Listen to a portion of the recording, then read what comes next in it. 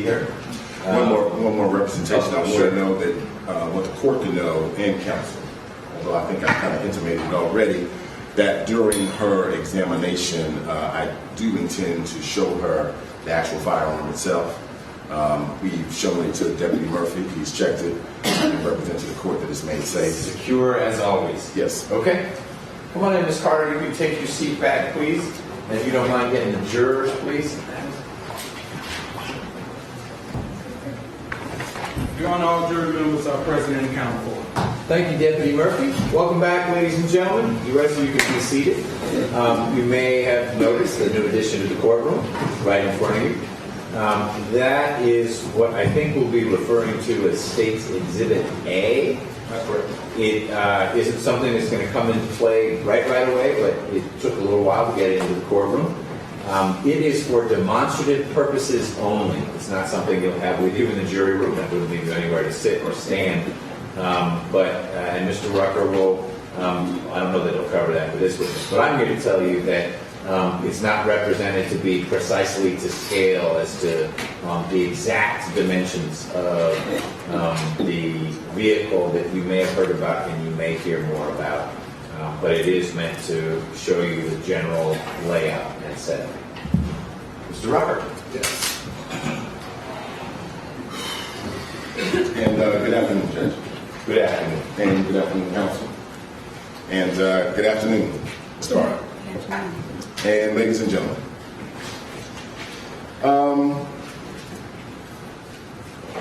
I think when we left off, do you remember that we had kind of just gotten off the expressway right there on Edgewood? Yes. Okay. And during the break, can you tell the jurors, you and I did not discuss your testimony? No. Okay. And you have not discussed your testimony with anyone, correct? Okay.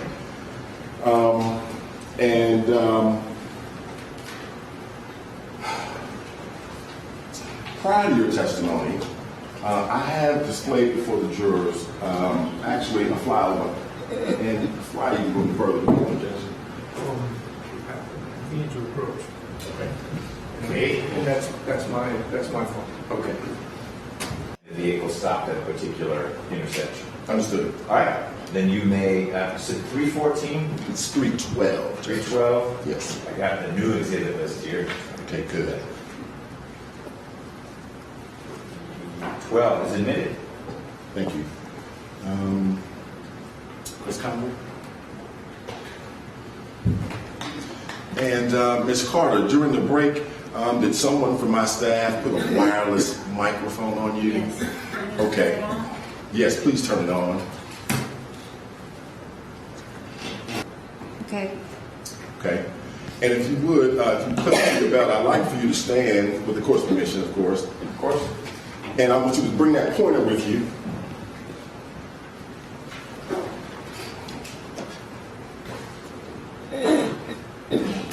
You can come back and get your water. I just want you to stand right there next to the screen. Okay. Because I want you to explain to the jurors kind of what we're looking at and if this is the way in which you would have traveled that evening, okay? Yes. Okay, keep your voice up. Okay. Give a test into that mic. Okay. Test. Test. Do you have an outside voice? Loud? No. You I don't don't? know what outside voice. Okay. Yeah, Well, speak this loud is enough so better. that I got everybody can hear it. you. Okay. Okay? First, start by orienting the jurors. Do you recognize this expressway that's being shown? Yes, I do. And what is it? This is the connector. That's the connector? 7585. Okay. I guess 7585 together. Take a look at that sign right there. Just see whether or not it helps to orient. Yes. Okay. That's the 7585 connector. Okay. And so can you show the jurors, if you recognize this, where would you have been traveling or driving that night? Somewhere around here, because I guess the I-20 entrance ramp is right here to this area, Okay. or back here, probably. All right. And so you were traveling 7585 going in what direction? North? North. Okay. So can you show the jurors with a pointer which way would you have gotten off the expressway? I would have been coming down here or that lane so that we could get off right here at the first exit, Okay. because all of this was brake lights. Because all of this was. Brake lights. And Ms. Carter, please try to keep your voice up, okay? Okay. That way you don't have to repeat your I'll answer. try to do my outside voice. Okay, okay. Okay, Ms. Conway, can we start?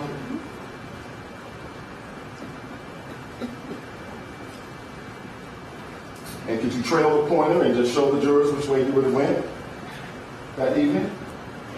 This exit, I'm not sure if I was in this lane or that lane. Okay. Through here, down to this point, and then got in the left lane right here to turn left. Okay, can we stop for 10 seconds? Judge, So now let me ask you a question. Stop for a second. you know, it's not being on any monitors or anything, you don't mind if I come up, Not at all. Get in a position, please, where you can see it. but it's also not on. It's not, that's correct. Connected to that board, I'm sorry. It's not tied into the court system. No, understood. It's like the... Move the chair.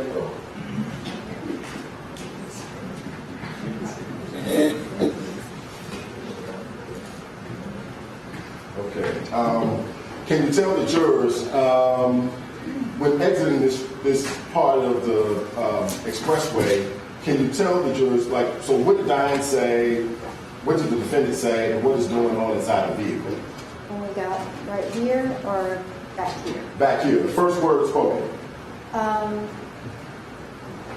Tex started saying, girls, I wish you hadn't gotten off here. This is a bad idea. This is a bad area.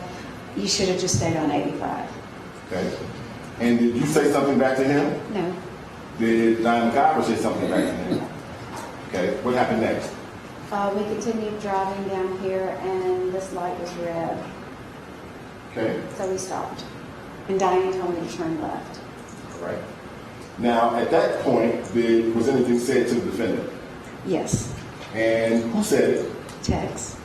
Who said something to the defendant? Oh, Was anything nothing. said? No. Oh, No. okay. I'm sorry. Okay. That was a confusing Oh. question. Was anything spoken at that intersection? Yes. What? Tex asked Diane, he said, darling, would you hand me my gun?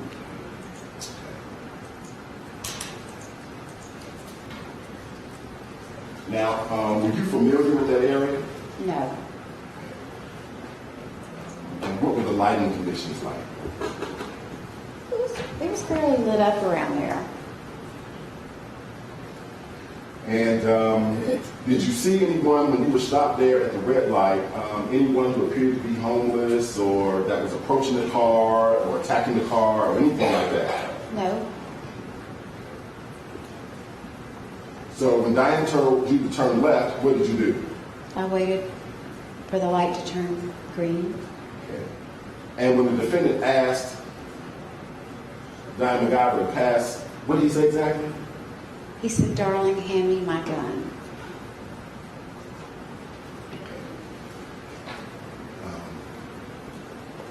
And did she do it? Yeah. Yes. Okay. So when you turned left, can we start again, Ms. Conway? Did you go under the underpass? We did. Okay. And then which way did you go?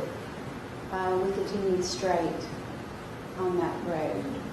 And if you could just trail the pointer so we can see it. Could you stop right there, Ms. Conway? I wanted to Miss Carter, did you see that big old billboard right there in the right corner? Yes. What does it say? Says I wouldn't be here without Brady. I wouldn't be here without Brady. And, excuse me, please reapproach. Okay, you want Mr. Samuel to come since we're talking about billboards? Yeah. I don't think you were here. Your voice up, Miss Carter. We're still going along here. Okay. And somewhere around here, she told me to turn Just stop right. for a second. Just 1 second. Okay. Now you can tell the jurors what happened. She told me to turn right and said, this will put us on Piedmont. Who said that? Diane.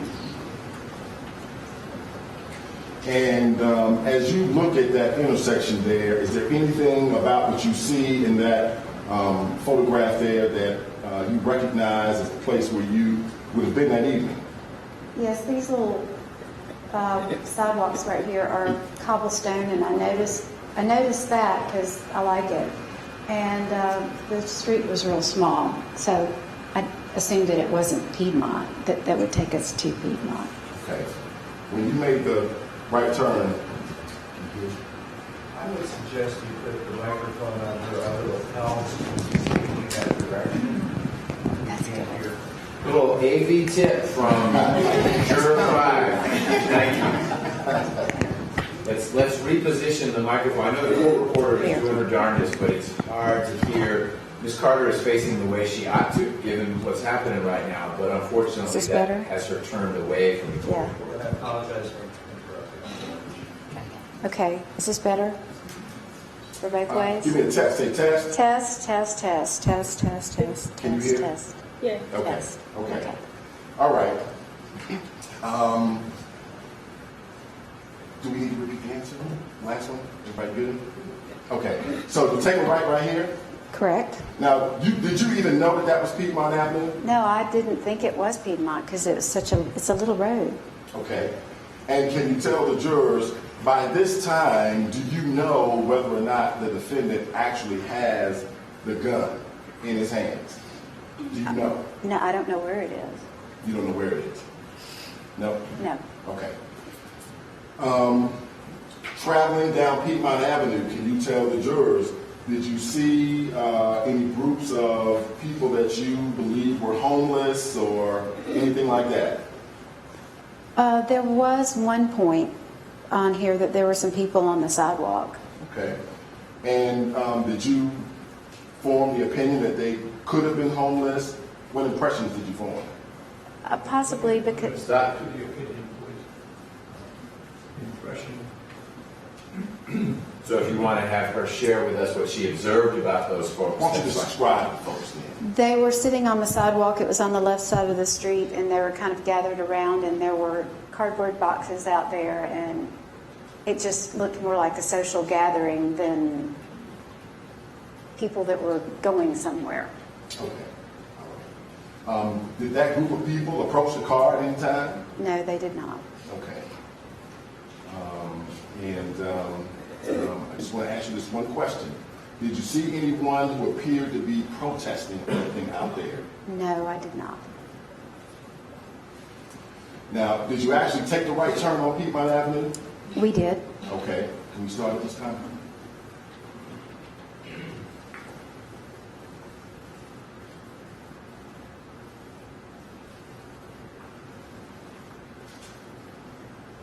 Okay. Could you show us the route that you took?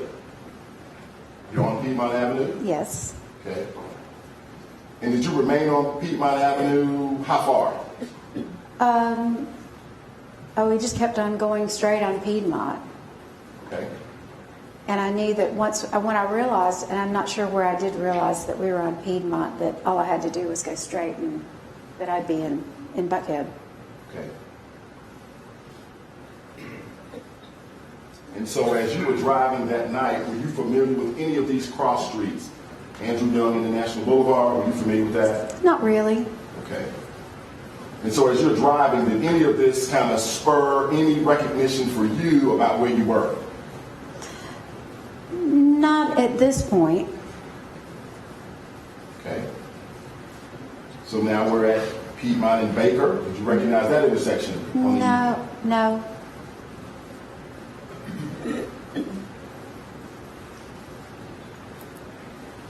Now, since this incident, have you had the opportunity to drive this route since? Yes. Okay.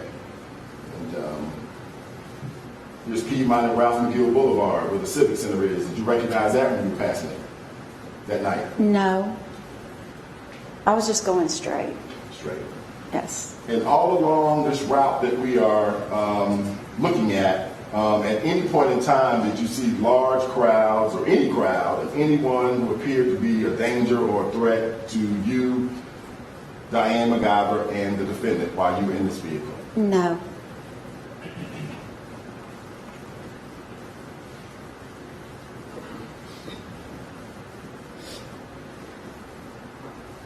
Piedmont and Pine Street, you didn't see anyone there? No. It's making me dizzy. And can you tell the jurors if along this route, do you recall there being any stoplights or anything like that during this stretch of Piedmont?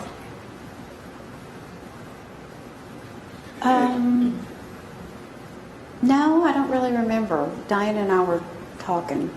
You guys are still talking? Mm-hmm. Okay. So I don't remember traffic lights. Here's Piedmont and North Avenue. Did you recognize that when you crossed it? I'm familiar with North Avenue, but it's where it connects to Peachtree. Now, this was the first one that I remember thinking anything about. It was Ponce de Leon. Piedmont and Ponce de Leon. Mm-hmm.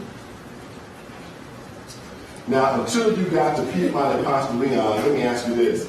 What was going on in the car during out this whole stretch of Piedmont Avenue? Diane and I were talking about the debates. She was changing her closet out from summer to winter that weekend, and we were talking about that. And I was going to tattoo her eyebrows on the next Thursday, so that's what we've been talking about all that time. Okay.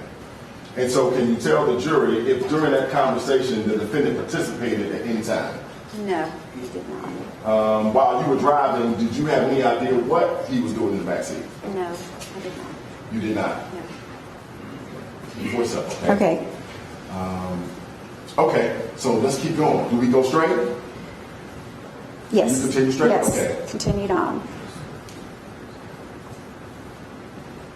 And so at the intersection of Piedmont and Ponce de Leon, did you see any groups of people gather around there or anything like that? No.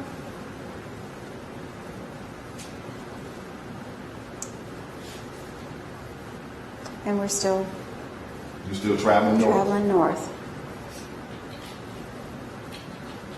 And let me ask you this. Do you even know how fast you were driving? No. Okay. And so the fly-through video, that is not meant to represent how fast you were going, is it? I wouldn't think so. Okay. But it does show the route that you went. Yes, it does. Okay.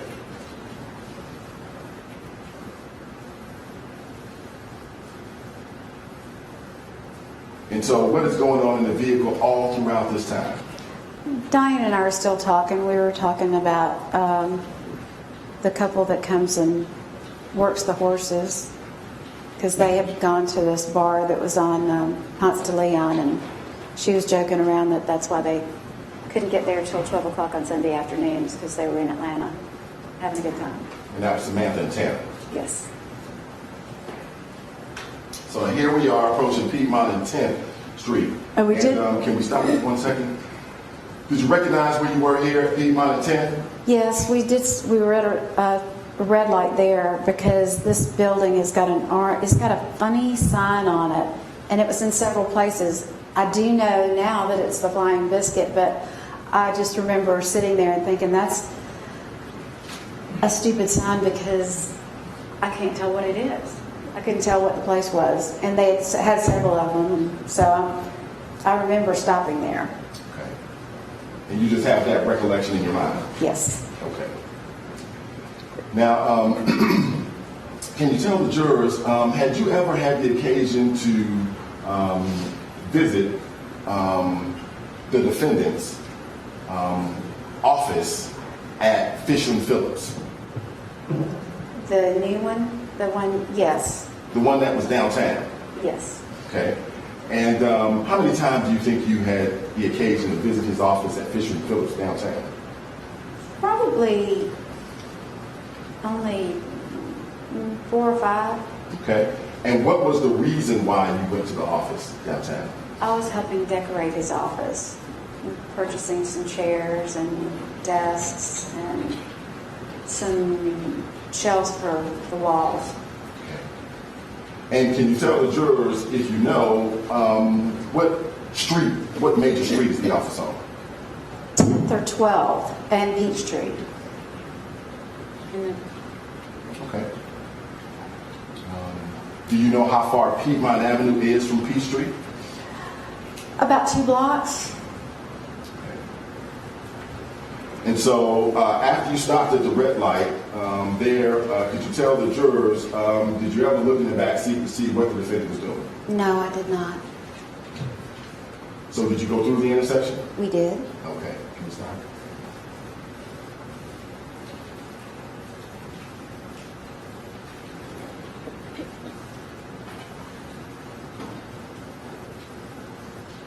And which way are you traveling? We're still traveling north on Piedmont. I don't know if I was in the middle lane or which lane. You're not sure what lane you were in? No. Okay. And so can we stop it right here? Here at the intersection of Piedmont and 12th, do you recall whether or not there is a traffic signal there? There is a traffic signal there. And can you tell the jurors, as you stand here today, do you have a specific recollection about whether or not you stopped at that traffic signal because it was red? I don't remember. You don't remember? Okay. And can you tell the jurors, do you have a specific recollection of where you were at the time that the gun actually went off? I was either at 12th Street at this intersection or at 14th Street. Okay. Just 1 second. And I'm going to ask you, if you would please, would you come over and would you, you recognize this to be a demonstrative aid, right? Mm-hmm. And yes? Yes. Okay. And can you share for the jurors the demonstrative aid that we see in the courtroom? Is it similar in any way to the actual vehicle that you were driving that night? Very similar. And can you tell the jurors how so? All Well, the different ways if you can. Bucket seats. The seats were behind it. The color's almost the same. It looks like that says King Ranch, which is the style of car that it does. So it's very similar to the vehicle that you were in. Okay, how about the console itself? Yes. All right. So I'm going to ask you if you would please occupy this demonstrative aid where you would have been that night. Okay. And this Raji stepped out, so we would ask Ms. Griffin if you would position Ms. Griffin in a place where Dani McIver would have been in the vehicle. And I'm going to ask Mr. Abadi if he would please come and assist us, and if you would position him in the vehicle where the defendant would have been. Right behind.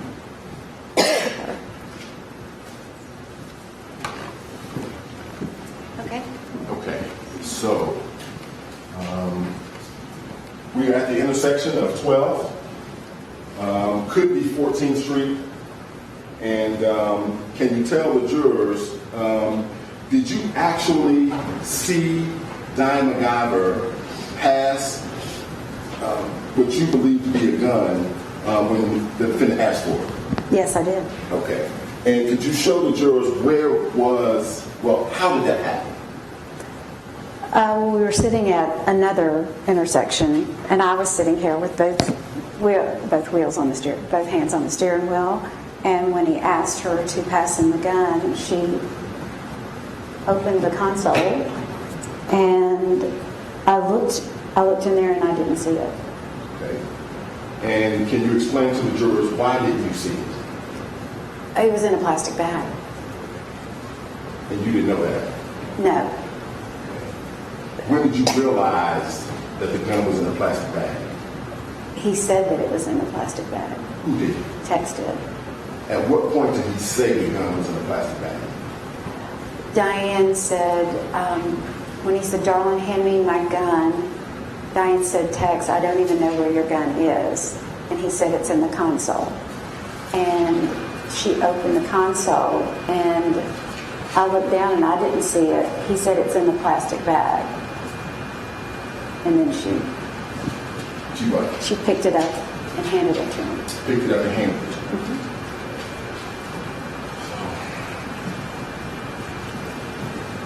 I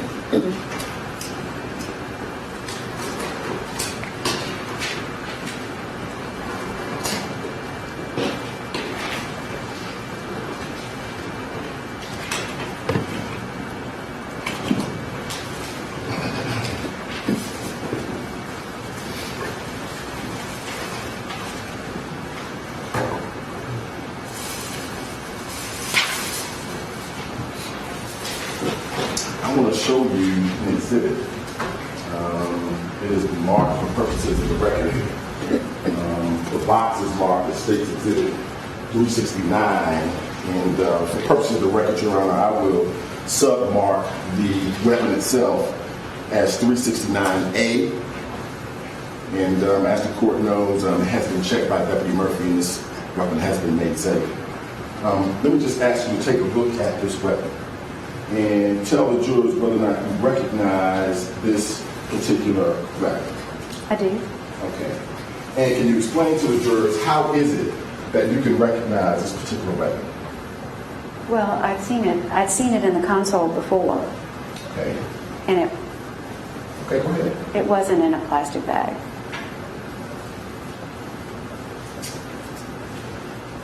When you saw it in the console, how was it?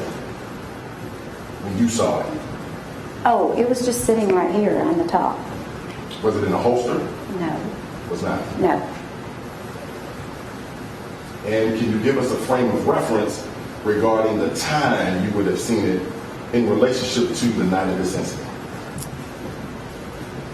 Sometime in the months before, or it could have been as much as a year before. But I was driving the vehicle. That you were driving the vehicle? Yes. Okay. So, how would you describe the bag? It was like a Publix or a Kroger bag, grocery bag. What color was it? That beigey brown. Okay. I want to show you another exhibit. Just for demonstrative purposes. Just take a look at that. And ask and tell the jurors whether or not that is similar or dissimilar to the bag that you saw that night. It's very similar. It's a Publix bag, isn't it? Yes. Okay. So, can you tell the jurors very quickly so that they won't be uncomfortable, are you familiar with guns? Me? Yes. Oh, yes. Explain that to the jurors. I don't know how many years I've been shooting. My first gun was a .38. I didn't like it, so I bought other ones. I was trained to shoot by a very good marksman, and I shot on a regular basis at shooting ranges for sport. Okay. You also had the occasion, did you ever have the occasion to shoot out at the range? A lot. Wow. Okay. And so if I asked you to place this gun in the bag, would you be comfortable doing that? Yes. Okay. Just don't point at the jurors. Okay.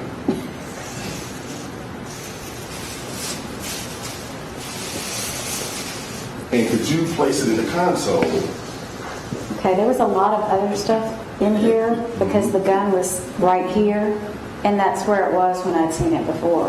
And right now it's going to go all the way down to the bottom. Okay. And right now with what? It's going all the way down to the bottom. And what kind of stuff was in the console? I'm not sure, really, because it was full. I mean, it was sitting right up here. So I don't know what else was in there, but it was holding the gun up. Okay, okay. So if you would just lay it down there, we understand that there's Okay. stuff in there. Okay. If you would close it back. Make sure you keep your voice up. Okay. Okay, so who actually opened the console so that the gun could come out? Diane did. Okay, so Ms. Griffin, you opened up the console. Okay, and then direct Ms. Griffin as though she were Dani McIver and tell her or show the jurors exactly what she did. She looked in there, and as she was looking, Tex said, "It's in the bag." And so she just reached over and got it, and I'm sitting here with both of my hands on, and shut the console and handed it to him. Okay. You saw that? Yes. Okay. And you know that to be that would have occurred at an earlier intersection. It was, yes. Okay. Which intersection do you believe that occurred? Right when at the bottom of the exit ramp. And so either at the intersection of Piedmont and 12th or Piedmont and 14th, can you tell the jurors where you actually stopped at a red light when you heard something? Yes, You actually physically stopped at the red light. yes. Can you say to the jurors whether or not you hit a bump? No, we did not. And when you were at the red light, can you tell the jurors what happened? Well, we were sitting at the light, and I had both hands on the steering wheel because it's a big vehicle, and I was watching the light, and I hear click, click, click. And I looked at Diane and asked her what she was doing. She said, "I'm just making sure the door's locked." And she said, "There, like it's locked." And I looked at mine, and my door lock was up. So I hit the button and locked the doors, and I said, "No, now they're locked." And I think that's the last thing that she said. Before? I heard a big boom, and I didn't know what it was. I thought there was an explosion somewhere, and my head turned to the right, and I looked out the window and wondered where there was an explosion, or if somebody behind us was getting ready to hit us, or something had happened behind us. I did not realize that it was a gunshot right away. How did it sound? It was loud. And so can you tell the jurors what happened next? Diane turned around, like, she turned around this way. She flung around and she says, "Tex, what did you do?" Tex, what did you do? And did he say anything? He said the gun discharged. And so what did you do when Diane McIver turned around to look? When she turned around, I turned around and realized seconds. This was all happening in seconds. And I saw a puff of smoke, and I could see his hands. And I could see the top of the gun, I could see part of the gun, his hands, and some of the bag. Okay. And his hand was moving like this. Show the jurors again what you saw. Something like this. And were you able to tell what he was doing? No. And when you looked back in the back seat, where, generally speaking, did you see his hands, the top of the gun, some of the bag, and his hands moving? Right about there. Right around there. Yeah, because it was real easy. When I turned around, it was very visible. Okay. And there was a puff of smoke? Yes.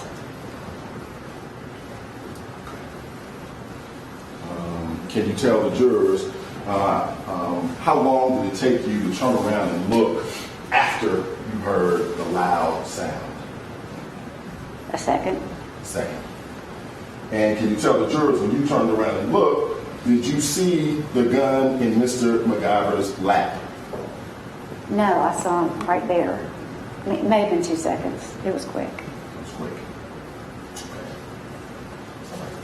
What happened next? I turned back around and sat in the seat with my hands on the wheel, staring at the red light. Why did you do that? Because I just assumed that the bullet was in the... Stop there. After hearing, strike that, let me ask you another question. When you turned around and looked, what mental impression did you have about what caused the sound? The gun. Okay. And what did you believe about the loud sound caused by the gun? Well, let me get to that form of access. So mental impression is where I'm trying to get to. Because based on that, A mental impression. Finish saying what you were going to say. yeah. I'll do it with a better question. Okay. As a result of the mill impression that the sound was caused by the gun going off, what did you do?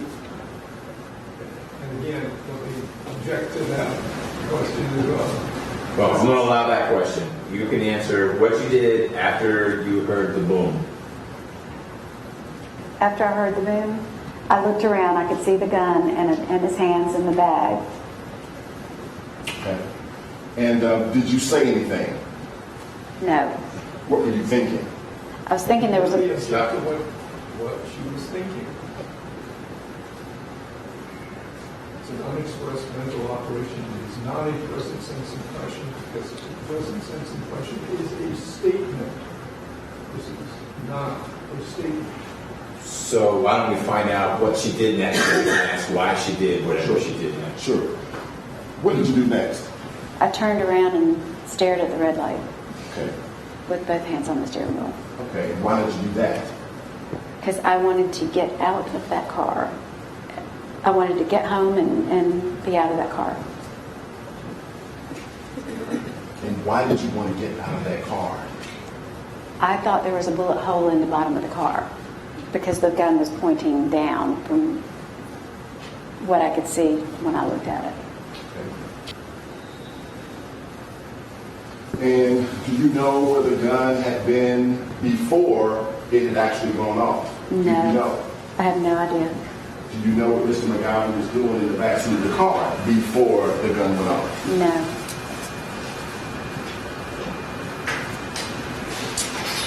And can you tell the jurors,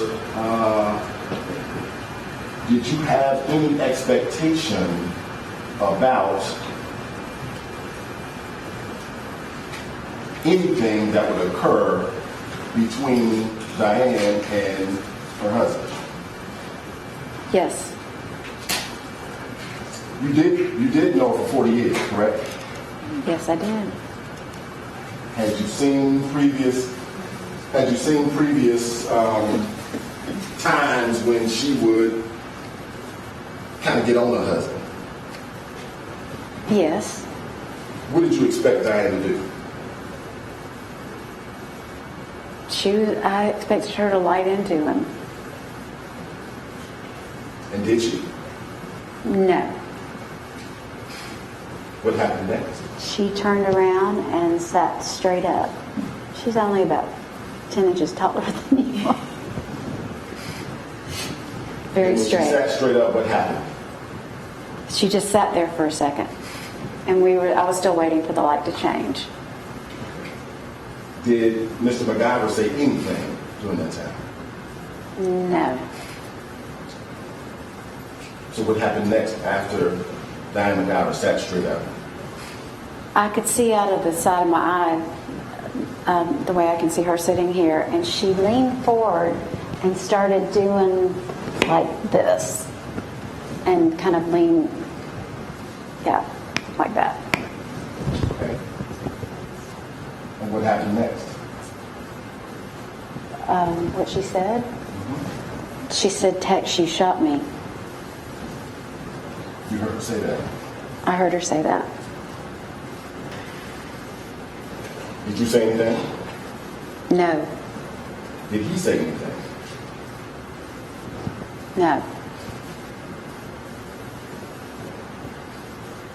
What happened next? Well, for a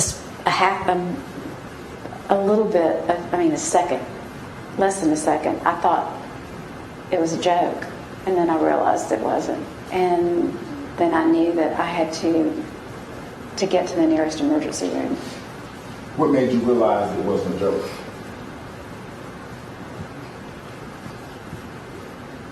I'm not sure. I mean, I just knew that she was really,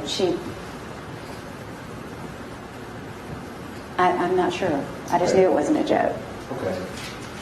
So what happened next? I started blinking my lights and honking my horn to see if I could get the guy that was in front of me to move. And looking for the emergency blinkers, and I asked Tex where the closest emergency room was. Did you know where the closest emergency room was? Not at that. No, not. Did you have any thoughts about what emergency room you wanted to go to? Let me object to the thoughts. I'll allow it. Did you have any thoughts about what emergency room you wanted to go to? Piedmont Hospital was the only hospital, but I was sitting on Piedmont Road. I understand. Piedmont Hospital is not on Piedmont Road. And as you were sitting on Piedmont Road, understanding that Piedmont Hospital isn't on Piedmont Road, did you know how to get there from where you were? No.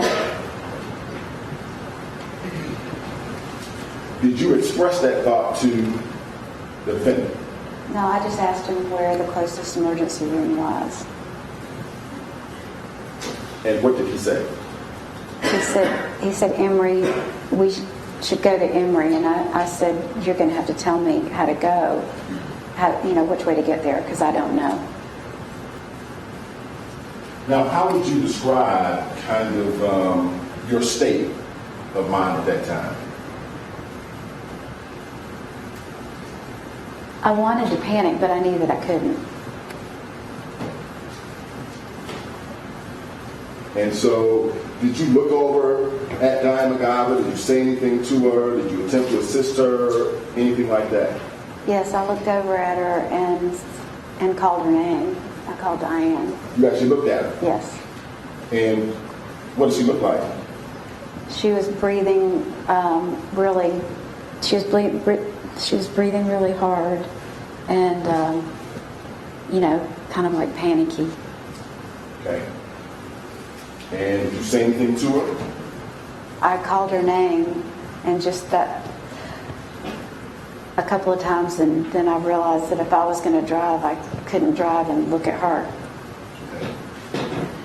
Can you tell the jurors, what did the defendant say? What did he do? He leaned forward and was holding her head with both hands and was saying, Diane, Diane. Can you tell the jurors, did you call 911? No, I did not.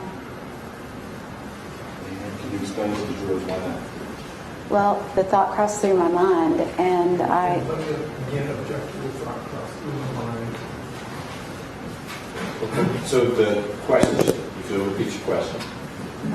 Again, It's okay. Why didn't you call 911? My phone was in the back seat because I really hadn't been able to use it all weekend. So where was it in the back seat? In my purse. Why didn't you use Dani McIver's phone? Did she have a phone? Yes, I didn't know where it was, and at that time I was driving, and even if it was down here in the console, I couldn't look down to get it. Can you tell the jurors, did you know whether or not the defendant had a phone? Well, I knew he had a phone. Yes. Where was it? It was in the back seat with him. Do you know where specifically? No, it was in the charger. Or on the charger. You knew his phone was plugged up to a charger? let me object to the repeated questions already been asked, already been answered. And all Mr. Rucker is doing is repeating the same question. Okay. We'll keep moving along. Yeah.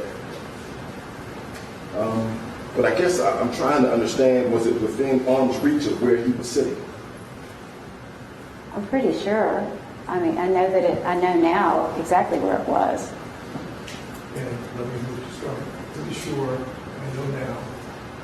Right. So I'll disregard what Ms. Carter just said about what she knows now, unless there's a foundation laid for that, and then she could go back to that. But we're focused on what she knew at the time, and we'll go from there.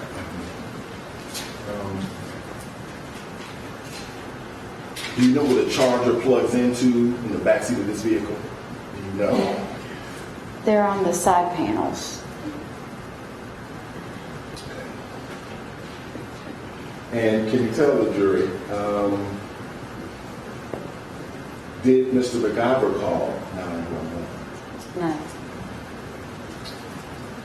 From where you were parked at the red light at either 12th or 14th, and I'll start with 12th Street first, from where you may have been parked at the red light on 12th, could you have taken a left if you wanted to?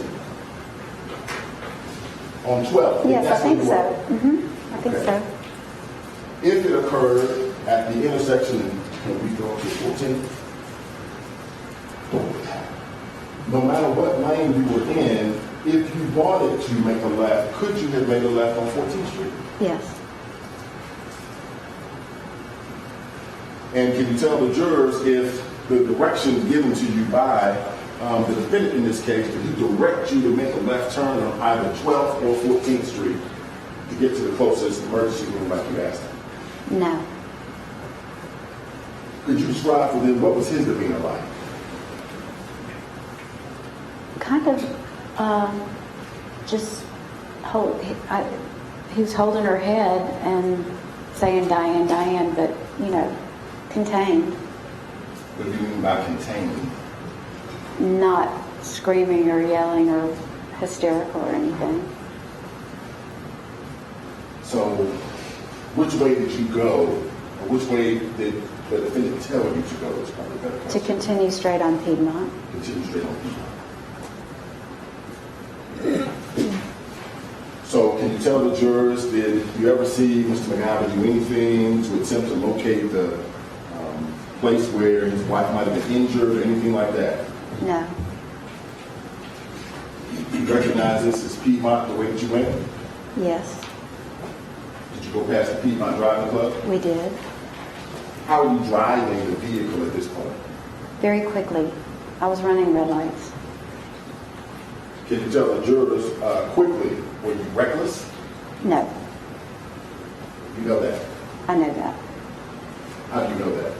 Because that was my main concern. I didn't want to cause an accident. I wanted to get there as quickly as we could, as safely as we could. And I didn't want to endanger us, her, or anybody else. Are you familiar with the Botanical Gardens on Piedmont? Slightly. I knew where they were. And the neighborhood that's to the left, are you familiar with that neighborhood? Yes, What's it called? the Prado. And could you tell the jurors, did you ever think about making a left turn into the Prado to navigate your way over to Piedmont Hospital? I did think about that. And again, let me object to the thinking process, the unexpressed mental operations that aren't present sense impression.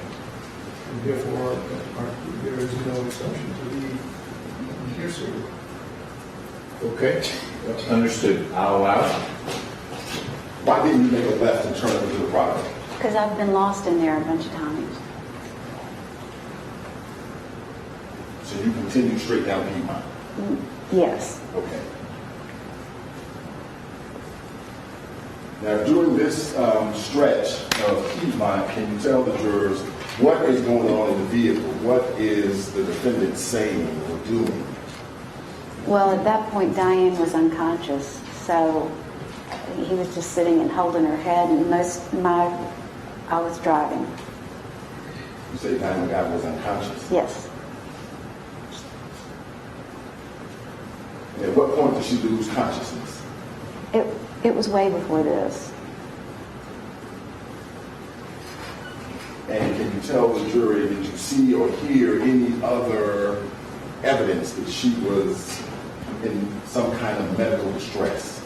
Yes. Well, after she kind of went through the panicky thing that any of us might do if something, when you smash your finger and you kind of, because she was a panicky kind of person with that. She started making these noises that I've never heard before, and I thought she was dying. They were horrible noises. And when you heard the noises, were they, in your opinion, loud enough to be heard throughout the car? Oh, yes. Did you hear the defendant say anything when those noises were being made? I think he was still calling her name because that was pretty soon after the gunshot. So he was probably still calling her name.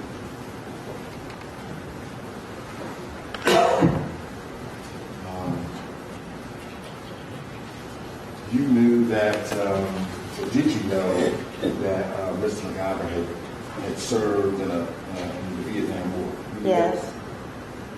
And can you tell the jurors, in between the time that the gun actually went off, that you heard it, throughout this stretch where we are, which is now Piedmont and Monroe, did you see or hear him do anything other than hold her head and say, Diane, Diane, to try to do something to figure out what the injuries were, to help her, put his hand on something to stop the bleeding, anything like that? No. You recognize this intersection of Piedmont and Monroe? Yes. Okay. Can you tell the jurors when you got to Piedmont and Monroe, did you just go straight to the intersection? I looked to see if any cars were coming. 'Cause I know I ran red lights. I'm not sure if that was one of them or not, but I looked to see if any cars were coming so that I could go straight on through. Would you have reduced the speed of the vehicle? Would you have slowed it down in order to look to see if any cars were coming? Slightly. And then you went on through the intersection. Yes. Now, did you even know where you were going?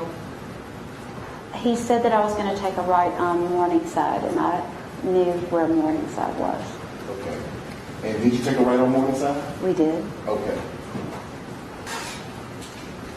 Now, you said that Diane McIver was unconscious at this point, correct? She was.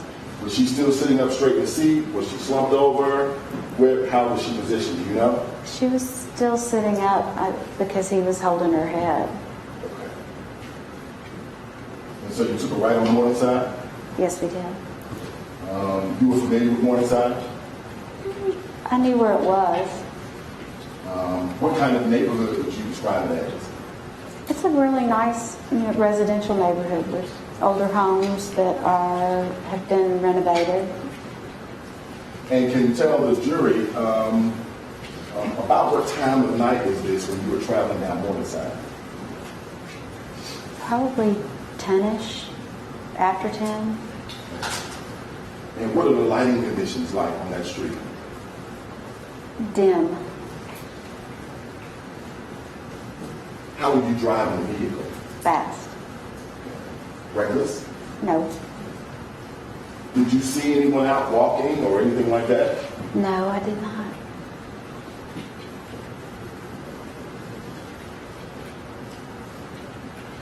And then you just continued down Morningside, correct? Correct.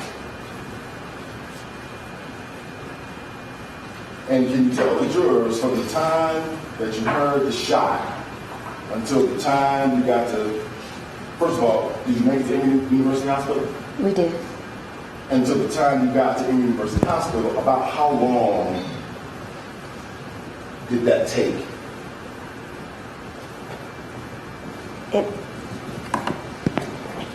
It felt like it was more like 10 minutes, but it's probably more like 15 or 20 minutes. We 15. object to this, guessing, the speculation, what you felt like. Sure. So, let's restart that. So let's focus on her understanding of what it was, if she knows. Okay. How long did it take you to get from the intersection where the shot occurred until you got to there?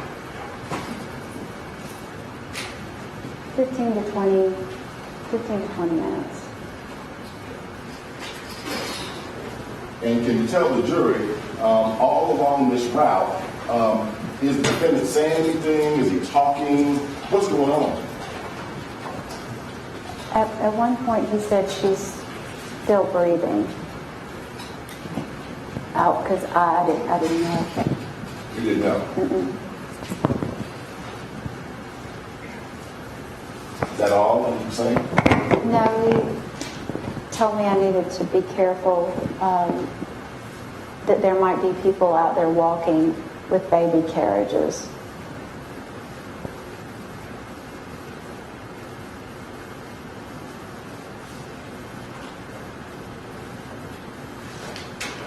You remember him saying that? Yes, I do.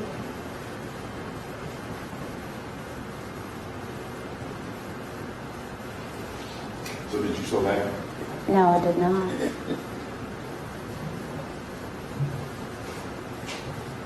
besides the words "be careful"? Did he tell you to do anything with your speed? He may have said, slow down, there may be people out I there. object to the he may have said.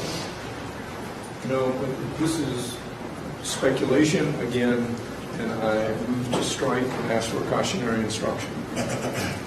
So, you all, jurors, should disregard what Ms. Carter thinks might have happened. Ms. Carter, if you can remember something, that's great. If you don't, no one's trying to tax your memory. What you remember is what you remember. Okay? So let's just be clear. Okay. Do you remember him saying that, or are you speculating about it?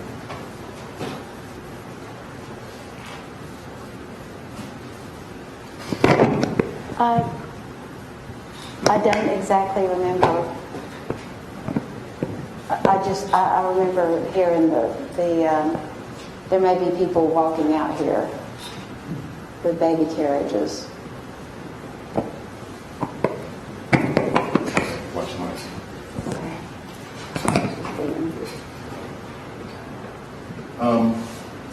So you continue down Morningside? Yes. Okay. And can you tell the jurors where along this route do you think that the defendant would have said that to you? To be careful. It was before one of the roundabouts. I'm not sure if it was the first one or the second one because I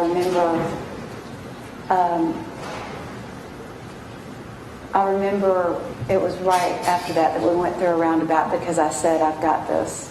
Not now. Who did you say that to? Tex, that there weren't people out there then. And you told him that? Yes. And do you have any idea how fast you were driving? 45, 50. This is North Decatur Road, Rockcliffe Road. You remember going through that? I do remember going through those. And it's fair to say to the jurors that the speed at which we're looking at the video, this is not how slow or fast you were driving, correct? Correct. But at this speed, are you able to, your eye able to pick up different things that you recognize? It was really dark in parts of that area. So, and my eyes were on the road and looking for other cars. Can you tell the jury after or before the defendant would have said something to you about be careful, there might be women with baby carriages? What about anything else he would have been saying or doing? He wasn't saying anything else. He wasn't saying anything else. No. You recognize this roundabout here? Yes.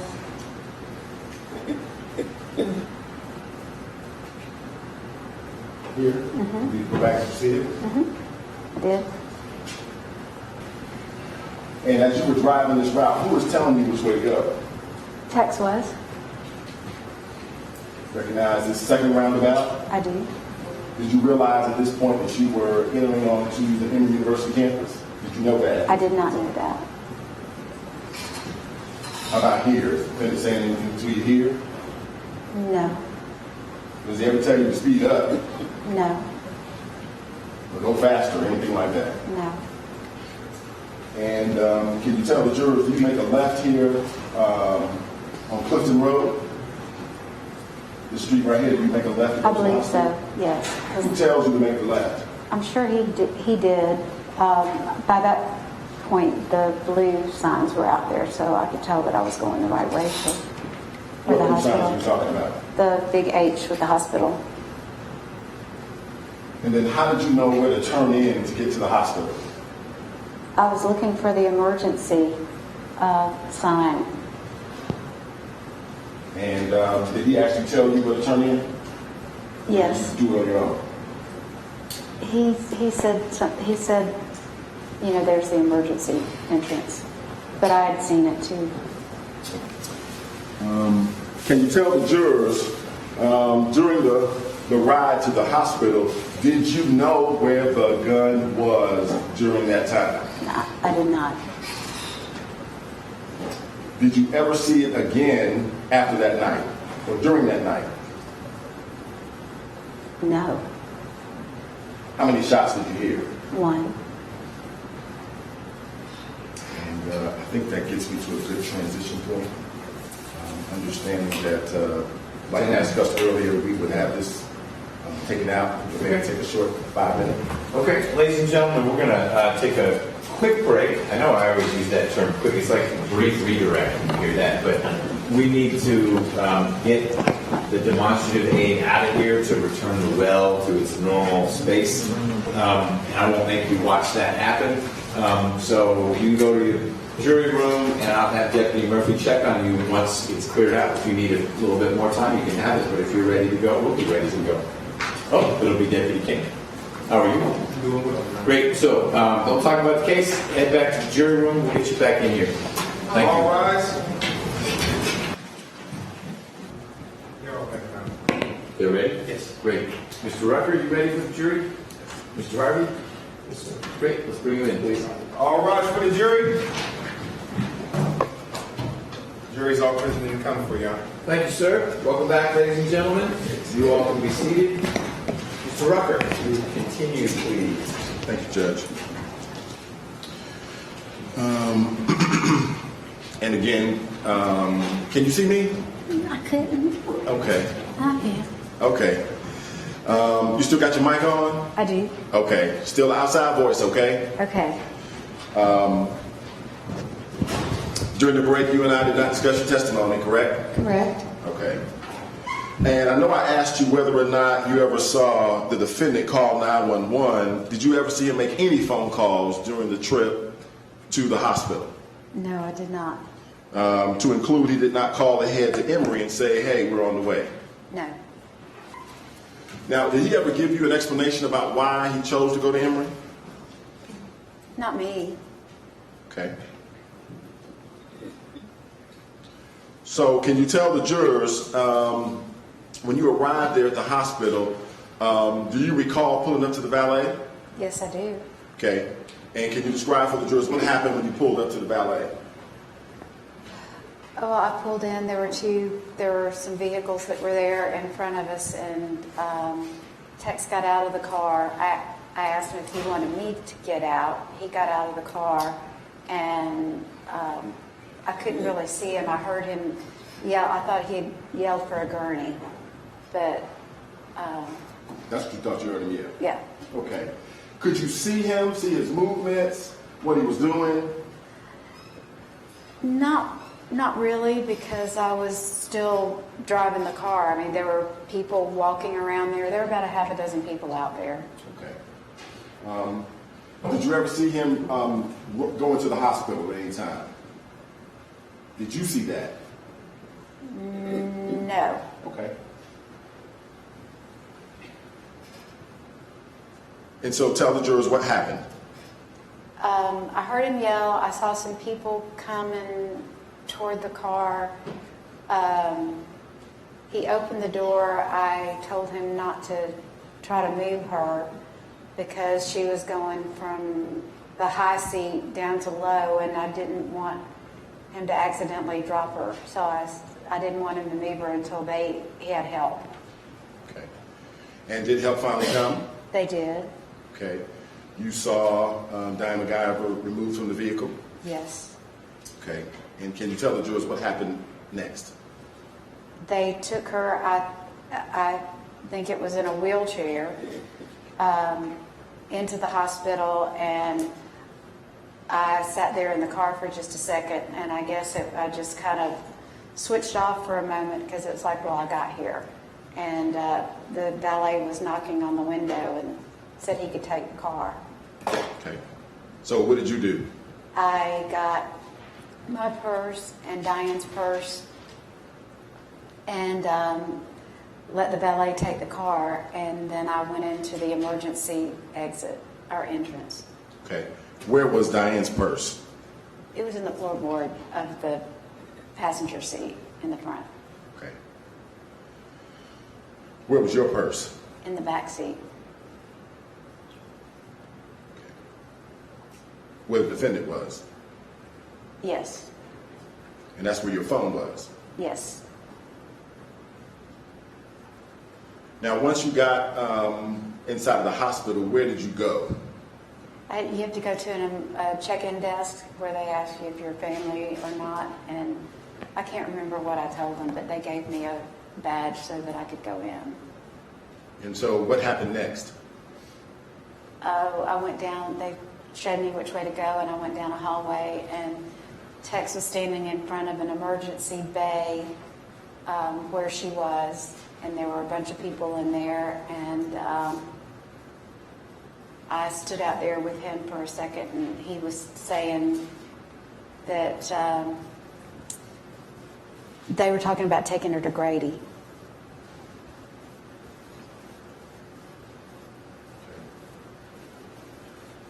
And can you tell the viewers what happened next?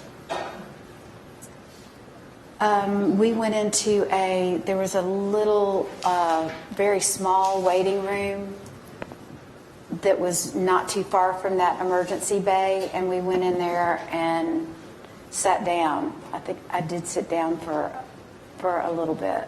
Okay. And can you tell the jurors who was in the room? Just Tex and I. And can you tell the jurors, did you ever have any conversation with him in those minutes after arriving at Emory about why Tex never directed you to go to Grady in the first place? Did you ever have any conversations with him about that? No.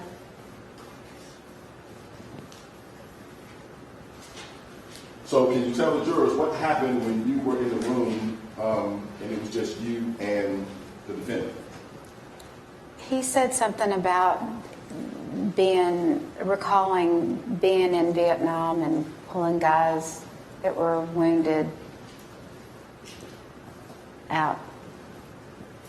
That's what he said? Yeah.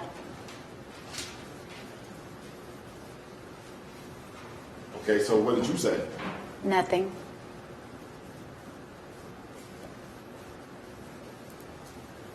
What was his demeanor like at this time?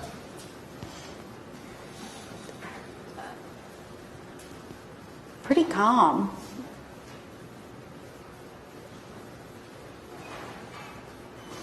How about your demeanor? I was calm, but because I didn't want to panic, and I was afraid once I started it wouldn't stop. So, contained. So can you tell the jurors what happened next? One of the administrative people came in, and they wanted her ID first, and so I had her purse and started looking through her wallet to find her ID, and I could not find it. It took me a while. I finally dumped her whole wallet out on one of the seats that was in this little room, and had everything out all over like that trying to find her ID. So it took a minute. And can you tell the jurors about how long had you been in the room with the defendant at this point? A few minutes. And prior to your testimony here this afternoon, did you have an opportunity to come into court, in fact this past weekend, and look at this scan of the hospital? Yes. And can you tell the jurors, do you recognize the scan of the hospital from your personal observations from being there? Yes. Okay. And take a look at this part of the scan. If you need to stand up, you can. Maybe bring a pointer with you. And tell the jurors how and if you recognize this. I do. And what is it? The little bitty waiting room. Okay. And is the scan in a position such that you can show the jurors where you were and where the defendant was? There were seats. He was sitting in that seat, and there were some seats over here, and there were seats over here. Okay.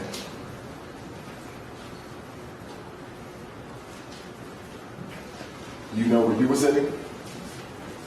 Is it shown? Do we need to go a little further? I think that, weren't there other seats over here?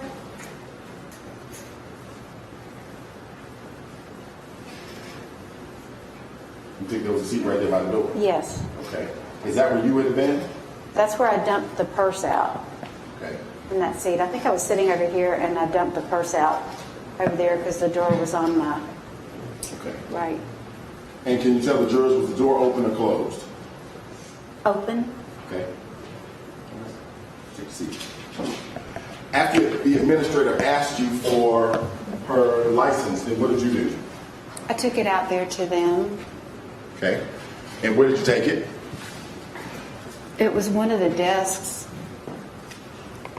And then what did you do? I went back into the room. I stood out there while they did whatever they needed to do. Okay. And you went back into the same room. Correct. Was the defendant still there? Yes, he was. Was there anyone else in the room besides you two? No. And so what happened next once you got back to the room? Nothing really. That somebody, as soon as I got back in there, somebody else came back from admin and wanted her insurance card. Okay. So then what'd you do? I had to kind of go back through the same routine looking for that one because the driver's license was in a zipper in their purse. So I had to go through everything I'd done. Okay. Did you find her insurance information? I did. Did you take it back out there? I did. And after you gave them the insurance information for Mrs. McIver, then what did you do? I went back to the little waiting room. Okay. Was the defendant still there? Yes, he was. And anybody else in the room except you two? No. So what happened next? He asked me to, he said, I need my phone. It's in the cart on the charger. He said that to you? Yes. And so did you know where to go into the car to find the phone? I knew that it was in the back seat on the charger. Okay. So then what did you do? I went out to the valet. I had to go out to the administrative desk because I wasn't really sure which way to go to get to the valet in there. And so I went out to the valet and asked them if one of them could go and get the phone out of the car. Okay. And can you tell the jurors, ultimately, did you receive the phone? I did. They brought it up to me. They did not bring the car up, but they brought the phone up to me. But it took almost 10 minutes for them to do that. Okay. So at this point, how long do you think you've been at the hospital? 15 or 20 minutes. And when you got the phone back from the valet, what did you do? I went back to the room, the little waiting room, to give him the phone. Was he still there? Yes. Was there anyone else in the room besides you two? No, Did you actually hand him the phone? I did. And can you tell the jurors what happened next? Well, And keep your voice up. Okay. He was sitting down in that seat where I pointed to earlier, and I was standing up, and I handed him the phone. And he took the phone and he started scrolling, and he said, I know this doesn't look good. And I knew he was calling his attorney because that's what attorneys do. Let me object to that new instruction. Okay, you all should disregard what Ms. Carter said about what attorneys do, and we'll have Mr. Rucker continue. Okay. Let me ask you this. Did an attorney show up? Yes, Who showed up? Steve Maples. And did you know Steve Maples? I did. What did you know him to do as a profession? He was an attorney. And did you know what kind of law Steve Maples actually practiced? Criminal. Let me show you a couple of photographs. Any objections? Mr. Harvey, quick question. Any objections? The answer to that would be a throat clearing no. Okay. That's all right. Take a look at states 346 and 347. You recognize the person depicted in those photos? Yes, that's Steve Maples. Okay. Your Honor, I will tender states 346 and 347 into evidence. Admit the lights are, Like they're verdict. yeah, you got like an X-ray lamp on rather than the. I got it. I'm learning. Millennials. This is stage 346. That's a photograph of Steve Maples. Yes. And this is stage 347. It's just another photograph of Mr. Maples, correct? Yes. Okay. Now, can you tell the jurors from the time you saw Mr. McIver scrolling on his phone until the time you first saw Mr. Maples, how much time passed?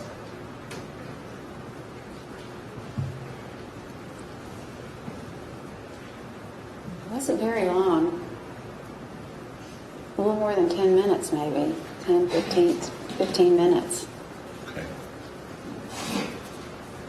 Did you actually see the defendant actually make the phone call? Did you actually see him using the phone? No. Okay.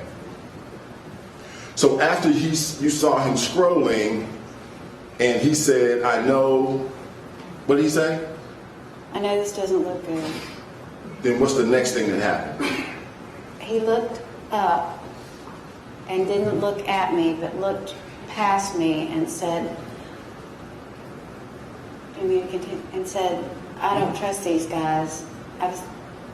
Danny Joe, I hate to see you get wrapped up in this. I've seen how these things can go down. And when you say he looked past you, what guys were behind you? They were uniformed people. I've got a quick motion to eliminate the bench, please. Okay.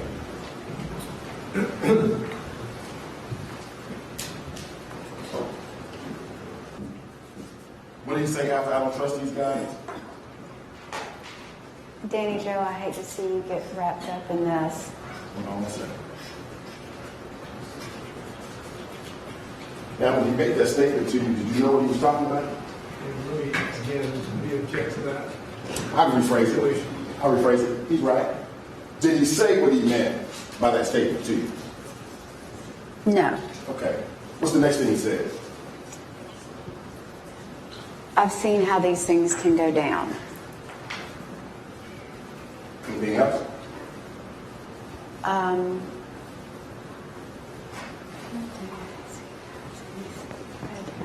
You just need to say you came down here as a friend of the family.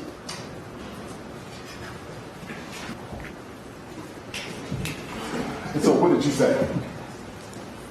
I leaned down and I said, Tex, I just drove you into the emergency room. Say it one more time. You drifted off a little bit. Okay, I leaned down and said, Tex, I just drove you into the emergency room. And why did you tell him that? Well, because if I just drove down there as a friend of the family, there was no other reason. There was no reason for me to be down at Emory Hospital in Decatur, where I never go, with no car at 10 o'clock on a Sunday night. 15 minutes after his wife had been shot. How was I supposed to explain that? So when you told him that, or what did you tell him exactly? I said, Tex, I just drove you into the emergency room. And then did he say something in response to that? He looked at me and he says, well, they don't know that.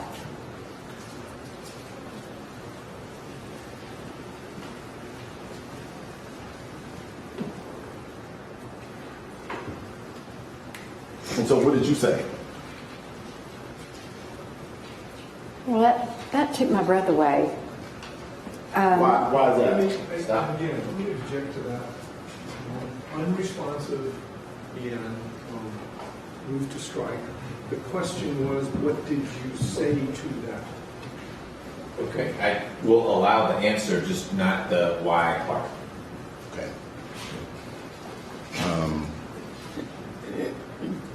When he responded to you, when he said that to you, it took your breath away. And I think that's what I just objected.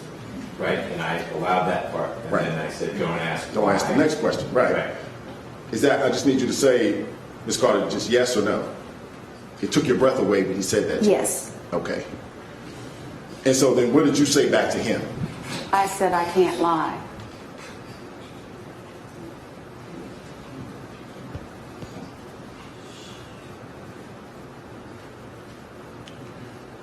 And then what happened? He said, oh, I'm not asking you to do that.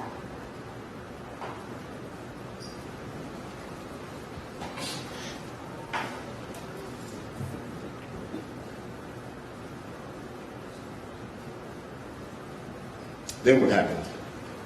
I really don't remember exactly what happened right after that. I don't remember if I backed out of the room or if I went to get some water, but I can't remember.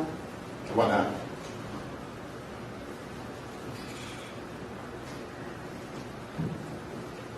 That really took me aback. And again, same thing. No objection. Okay. Overruled.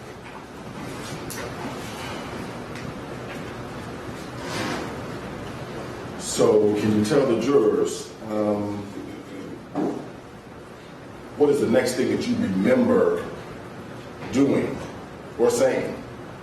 I remember an officer or a uniformed, I didn't know if he was with Emory or if he was, or where he was from at the time, came in and asked me if I would mind waiting in another area. It was a bigger waiting room. And what did you say? No, I don't mind. And did you actually go to another area? I did.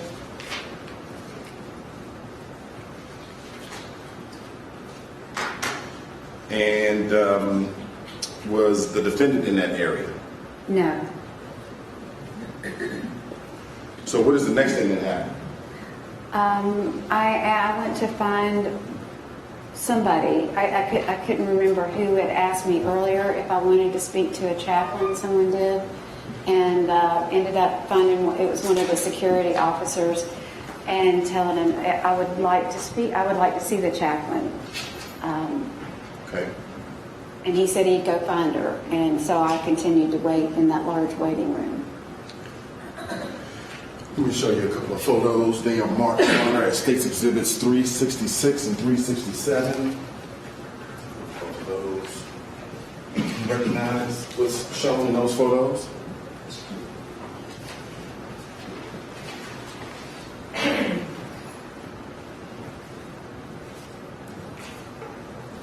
This looks like the.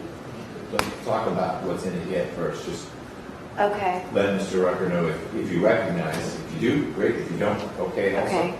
I think this one does. Okay. This one doesn't so much. Okay. Well, the one that you recognize, how is it that you recognize it? And which number is the one you recognize? 366. Okay. What do you recognize it to be? It looks like the entry doors. Okay. Coming into the emergency room? Yes. Okay. Okay. I would tender 366. I'll wait for you. I'm sorry. Any objection, Mr. Harvey, to 366? Okay. The large room that you waited in, was it close to the entry doors to the emergency room? It wasn't very far away. Okay. So how long did you remain in that large room? Not very long, because the officer that I asked about the chaplain came back and said that he found the chaplain and led me back to the little waiting room and told me that it was more private and that they had gone upstairs. And that who had gone upstairs? He just said they. They. So when you got into the smaller waiting room, is that the same room you had been in previously? Yes, That's the same room where you last spoke to the defendant. correct. And when you were taken back to that room, was he there? No,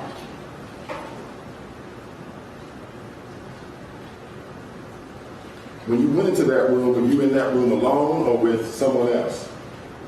I initially went in alone, and then the chaplain came in. And did you remain in that room with the chaplain for a period of time? Yes. Well, how long do you think you stayed in the room with the chaplain? 10 minutes, maybe. Okay. Before something happened? Yes. And then what happened? The door opened, and Tex and Steve Maples came in, and then two other men. One was a uniformed policeman, and the other guy was a plainclothes policeman. I thought he was a doctor at first.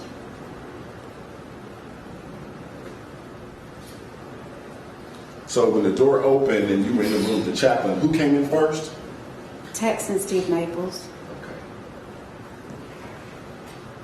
And then after that, the two policemen came in. Yes. And did you later learn from what jurisdiction those two policemen were from? Atlanta Police Department. Now, before the Atlanta Police Department arrived at the hospital, did you talk to any other law enforcement officers from Emory? Not for any extended period. I mean, the guy, had asked me to wait in the other waiting room. Did anyone from the Emory law enforcement authorities attempt to ask you questions about the details surrounding the shooting? No. So can you tell the jurors what happened after the two Atlanta police officers showed up, one in the uniform and one plainclothes? Everybody started talking, and then right after that,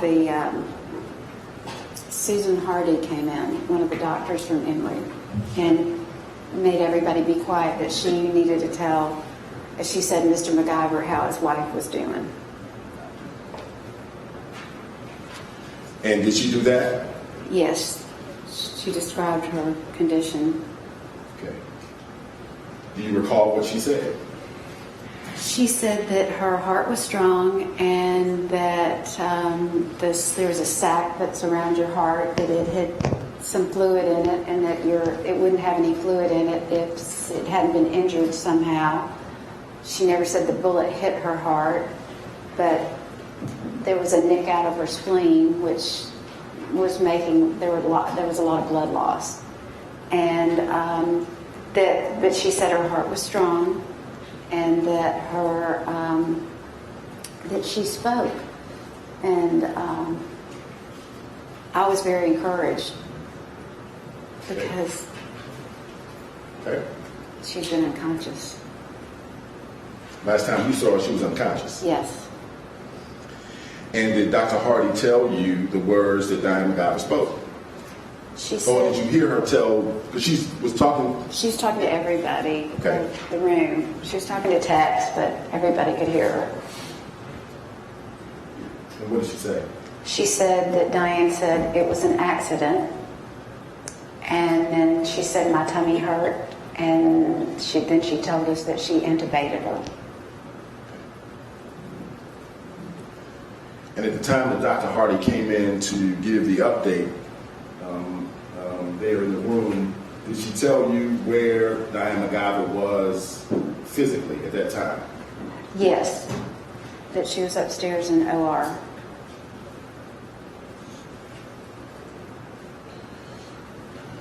How long had you been at the hospital up until that point?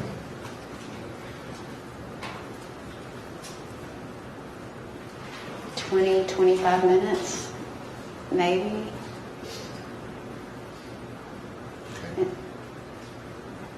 It's just hard to really remember. I was never looking at of course I don't wear a watch because I'm always using my phone. And so I don't know exactly. Okay, that's fair. Now, can you tell the jurors what happened? How long did Dr. Hardy stay in the room? She explained that, and then she was telling Tex that the best place for him to get the quickest information was to go to the waiting room that was outside the OR, that was upstairs on the 3rd floor, if he wanted to be able to get info from The surgeons right away. And then what happened next? We all got up and left the room, and the two Atlanta police officers asked me if they could speak to me. Okay. And did you agree to speak to them? I did. And so did you speak to them there in the midst of everyone else? No, we walked off, and I thought we were going to go in another room, but they took me outside with the valet, and we proceeded to get in another car. When you left when you walked out of the small family room there, you were out there in the hallway when the police officers told you or asked you if they could speak with you? Yes. And did the entire group leave the room and were they in the hallway? Yes. Okay. And if you had to do a quick count, how many people would you say that was standing in the hallway outside of the family room at that time? 5 or 6. Maybe 7, because the chaplain, I don't know where she went. And when you got in the car with the police officers, where did you go? Well, first we drove the route. They wanted to know exactly where we went. Okay. And did you show them the route? I did. Did you show them the intersections where you believe the actual shooting occurred? I did.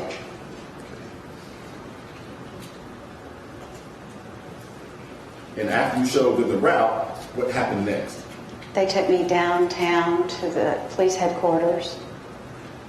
Okay.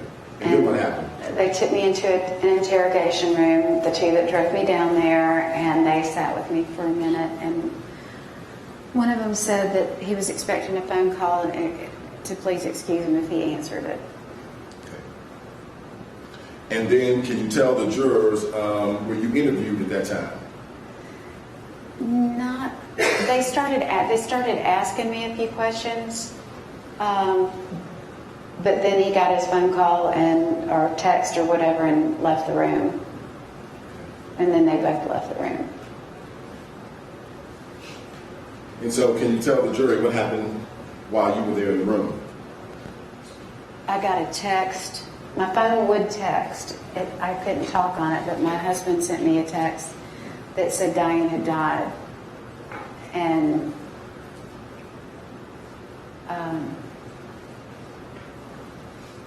sorry. I can't remember what else it said.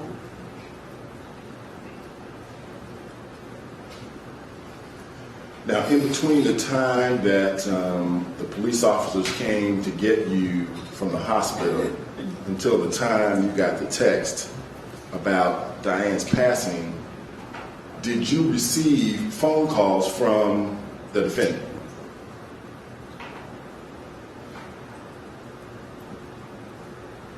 No. I was crying. No. Was your phone able to receive calls? I could receive some phone calls. I just couldn't carry on a conversation. Okay. All right.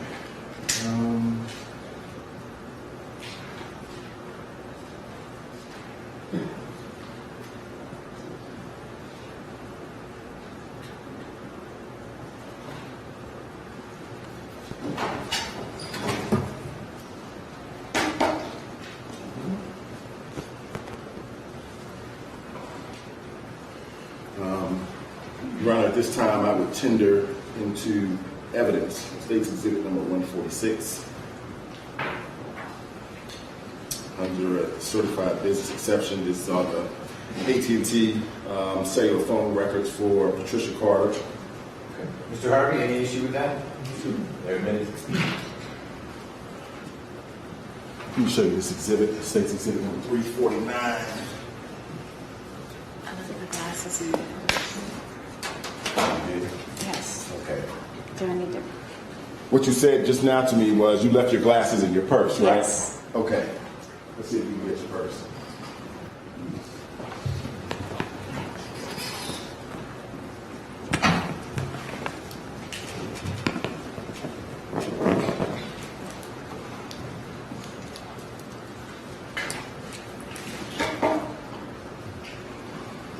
you're taking a look at that exhibit. What is that exhibit number?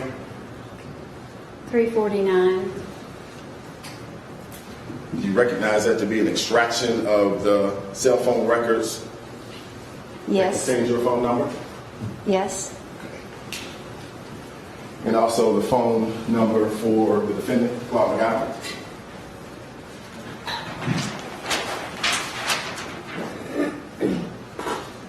Yes? Yes. Okay.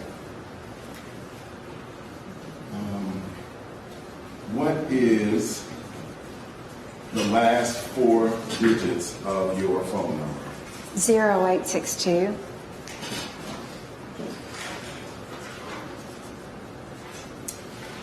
And what are the last 4 digits of the phone number for the defendant? 8137. Judge, I would tender states 346 into evidence. 349. I'm sorry, 349. Mr. Harvey, any issues with 349? Admit it. Can you first tell the jurors how many phone calls, first of all, what date are those records for? The 26th, 29th, 30th, and November 5th. What dates again? The 26th, the 29th, and the 30th of September, and then the October the 5th. For September 26th, can you tell the jurors how many phone calls are they between yourself and the defendant? 4. 4?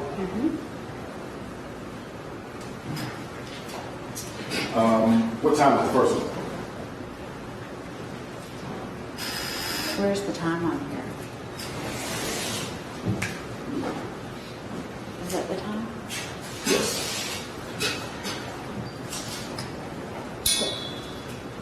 It says 1828. 1828. Do you know that to be 6:28 p.m.? No, You don't. I don't. Okay, so it's 1828. Uh-huh. What's the second one? 1906. The third one. 3512. That's 03512. Yes.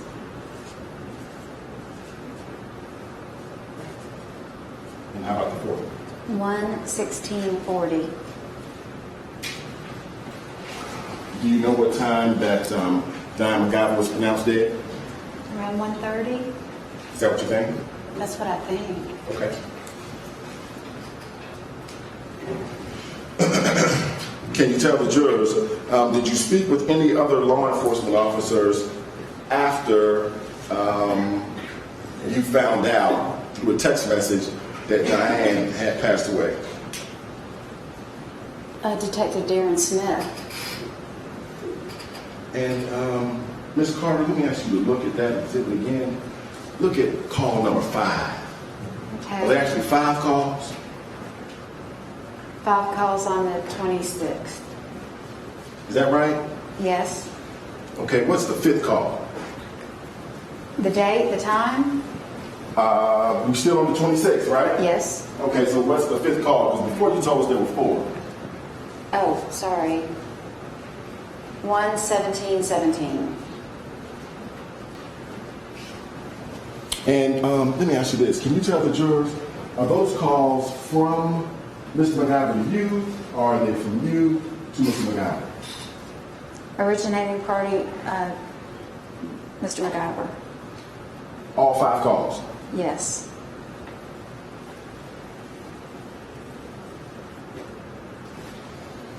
You had an opportunity to talk to Detective Smith?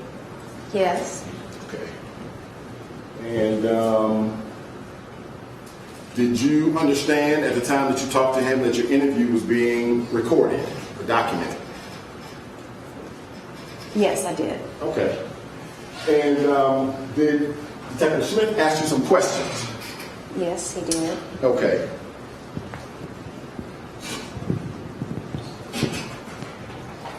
And so let me ask you, at the time that you talked to Detective Smith, can you give the jurors some idea of how long had passed since you had learned of Diane's death? And I can't really see you, Ms. Carter. Oh, sorry. That's okay. It was a while because I was sitting there for a long time by myself Okay. and very upset. You were very upset. Yes. And can you tell the jurors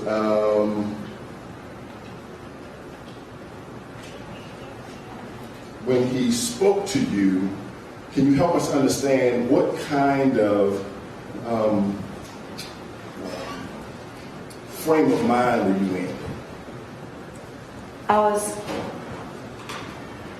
upset. I was angry. I was in there all by myself and found out that my best friend died, and I was all by myself. I was scared. I didn't like being down there in that building. Nobody was around there. I was totally alone. And so, how long do you think you remained down there speaking with Detective Smith that night? Until 5 o'clock in the morning.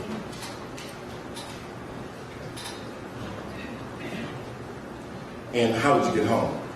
Or strike that, let me answer that question. What happened at 5 o'clock in the morning? My husband came in there to pick me up.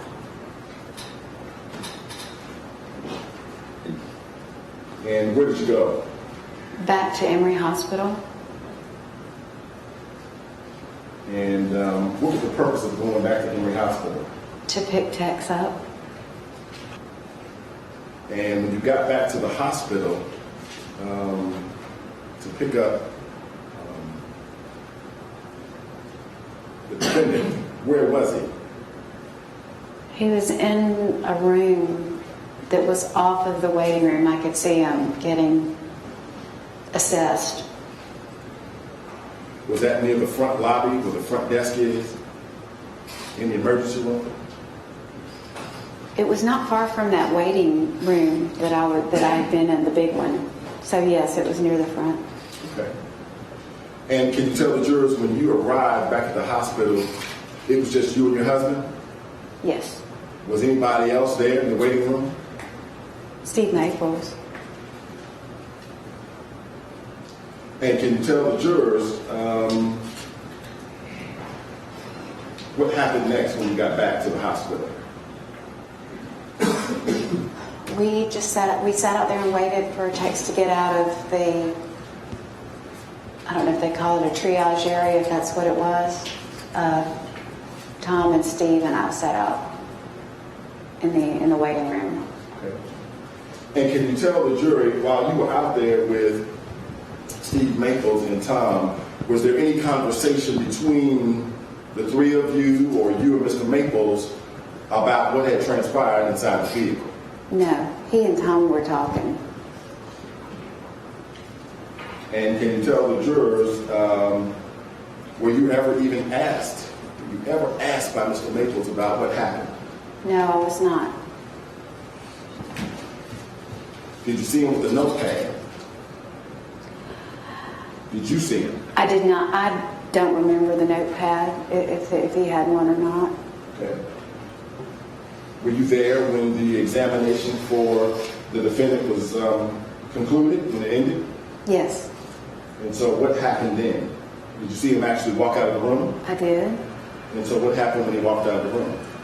He was talking about getting the vehicle and the expedition, and was trying to find somebody, to see about getting it. Trying to find somebody to see about what? Getting the expedition. Getting the expedition. Mm-hmm. You mean getting it back? Yes. Right, okay. I knew that he was not going to get it back. Okay. Let me object to what she did. Fair enough. So you all should disregard, unless Mr. Rucker lays a foundation for any inquiry in that area, what Ms. Carter thought was or wasn't happening with the expedition. And so can you tell the jurors, When Mr. McIver walked out of that room there in the front lobby, did he go for some additional examination or treatment? Do you remember? No, by the time I saw him, I think he had gone in and they had released him.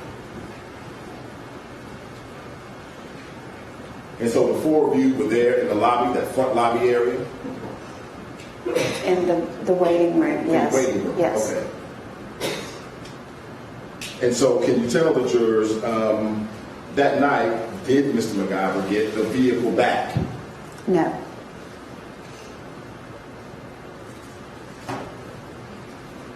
So what happened after that? We went out to the parking deck to get my vehicle. And how did your vehicle get to the parking deck? Tom came down there. And what happened once you got your vehicle? We all got in the car and drove back to the condominium in Buckhead. And what type of vehicle did you have? A Kia Optima. A Kia Optima.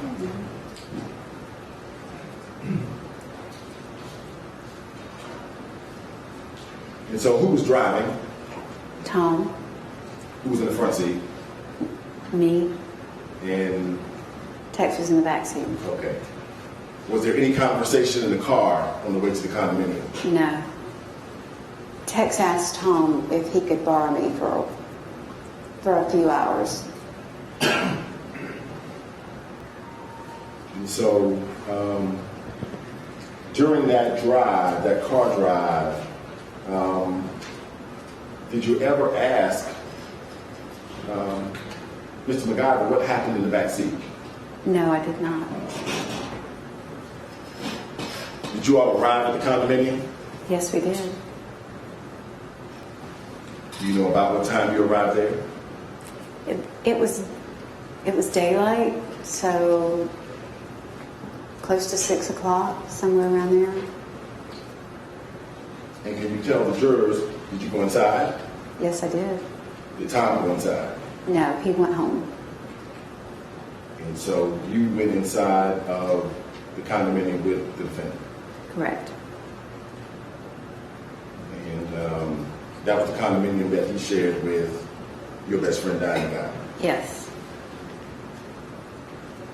Now, can you describe the condominiums for the jurors? It's right in the middle of Buckhead, by, Lenox Square, and they had put two condominiums together and kind of gutted the one, so there were only 4 condominiums on each floor of that building, and they had 2 of them, so it covered like one whole half of the building, and it was a nice, cozy little living room, and then on the other side it was a big, like, entertainment area with wine. Those like bookcases, but they're for wine, so that you could store wine, and a big sofa, and it was very elegant and nice.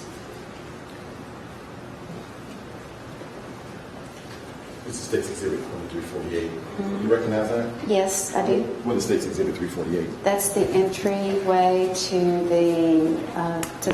the building where the condominium is. Okay. And it fairly accurately shows the outside of the condominium? Yes, it does. Okay. I will attend to State's 348, Judge. It's admitted. And if you tap the screen, you can just show the jurors very briefly where's the entryway to the condo.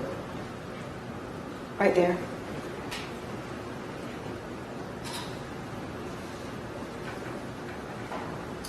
So when you actually got upstairs, and what floor is the condominium on? 15th. When you got upstairs, was there anyone there? No. So at that time, it was just you and the defendant. Yes. And can you tell the jury, was there any conversation in the condominium at that time about what had happened? No. You all never talked about it? No. You never asked him what happened in the back seat? I didn't. And he never told you? No. So what were you guys talking about? The housekeeper was going to be there. She got there really early, and the person that does yoga, or she does massage and stretching, and she usually comes on Monday morning, was going to be there. And he wanted me to help him tell them, what had happened. You guys talked about the housekeeper and the masseuse. Yes. How long do you think that the two of you were there at the condominium before anyone arrived? About a half an hour or so. So how about the rest of the time that you guys were there? What was the conversation like? He was making phone calls. And what were you doing? Sitting on the sofa in a daze. So can you tell the jury what happened next? Well, he was making phone calls and had left messages. I don't know who he had called first, but he dialed the phone and looked at me and said, I want you to listen to what I'm saying. And I just sat there while he made his phone call, and whoever he had called it, he just said, Diane's dead. There's been an accident, Diane's dead. And about that time the other phone rang, that was the landline to the condo. And I looked down and I could see that it was her boss, Billy Corey. And so I answered the phone. And he said, Danny Joe, what's going on? Who said that? Billy Corey did. And I asked him if he was alone. And he's... Let me object to what Mr. Corey might have said or didn't say. I know it's coming. Mr. Corey is on our witness list. He will testify in this case. I asked the court for a little leeway, understanding that he's coming. Well, Mr. Corey saying what's going on, that's just a question, but now we're getting into, he's going to answer a question about whether he was alone or not, and if that's material to the case, then we should hear that from Mr. Corey. Okay. Let me direct you this way.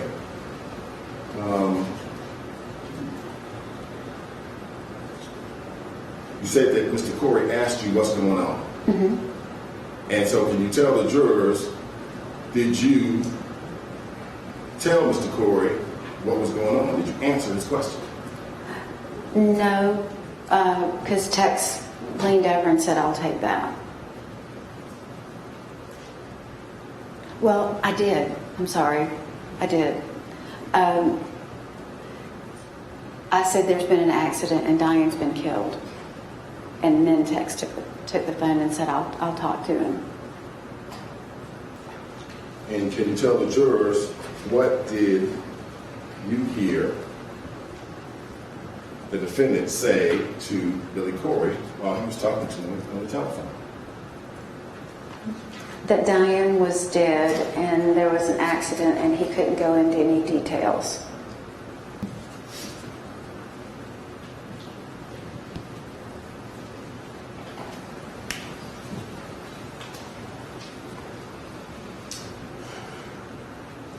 Can you tell the jurors about how long did that phone call last between the defendant and Billy Corey?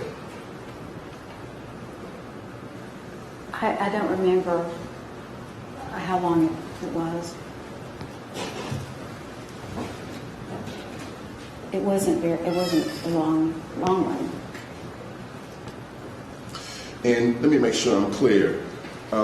When the defendant told you, listen to what I'm saying, did he say it in reference to this phone call or was it to the previous phone call? It was to the other call that he was on. Okay. Before we get into that, why don't we take our afternoon break? It's a little later than I would have intended for you all, but I didn't want to interrupt. I don't know if there's going to be a more natural break point, so we'll Right now, we'll try to get you guys in here a little before 4. Are we good until 5 today? 5:15? What's 5 o'clock? Okay, we'll make this a shorter break then, because then we'll only have an hour when we're done anyway. So I'll have Deputy Murphy check on you guys in about 5 minutes. If you need more time, it's your time. Otherwise, we'll try to get you back in here soon for our final push for the final hour. Thank you. All rise for the jurors. The statement that the defendant made about listen to what I am saying, was that in reference to the phone call with Billy Corey, or was that the earlier phone call that you told us about? The earlier phone call.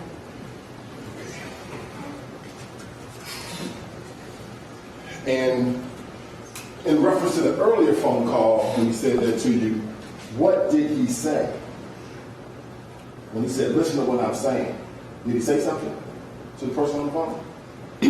That Diane was dead, and that there was an accident and Diane was dead. That's it? He kept on talking. That after I heard that, my mind just kind of went. It still hadn't. I hadn't had any sleep for 24 hours. It still hadn't sunk in. Now, can you tell the jurors, during the phone call with Billy Corey, after you heard the defendant say, I can't go into any details, did you ever hear him give any version of what happened in the backseat of the SUV No. to Billy Corey? No. To anybody? No. Did the housekeeper show up that morning? Yes, she did. How about the masseuse? Yes, she did. What's her name? Annie. Annie. And the housekeeper's name is what? Phyllis. We called her Nana. Okay. Did anyone else show up at the condo that morning? Not for a while. Okay. And then? Then there were a lot of people there. And so how about throughout the course of that day, did you remain in the condominium with the defendant and the group of people that showed up? Yes, until about 5:30. PM? Mm-hmm. Yes. Yes. And so can you tell the jurors what happened at 5:30 p.m.? Janie Calhoun came home. She is a neighbor and lives next door. And when Janie Calhoun came home, what happened? She stayed in there for a little while and spoke to some of the people that were there, and I asked her if we could go over to her place because I really wanted to be quiet. And were you able to go over to her place? Yes, And did you spend the night there? I did. Now, can you tell the jury, you've already told us about a little bit about some of the issues you had with alcohol. Can you tell the jurors, as a result of this, did that change?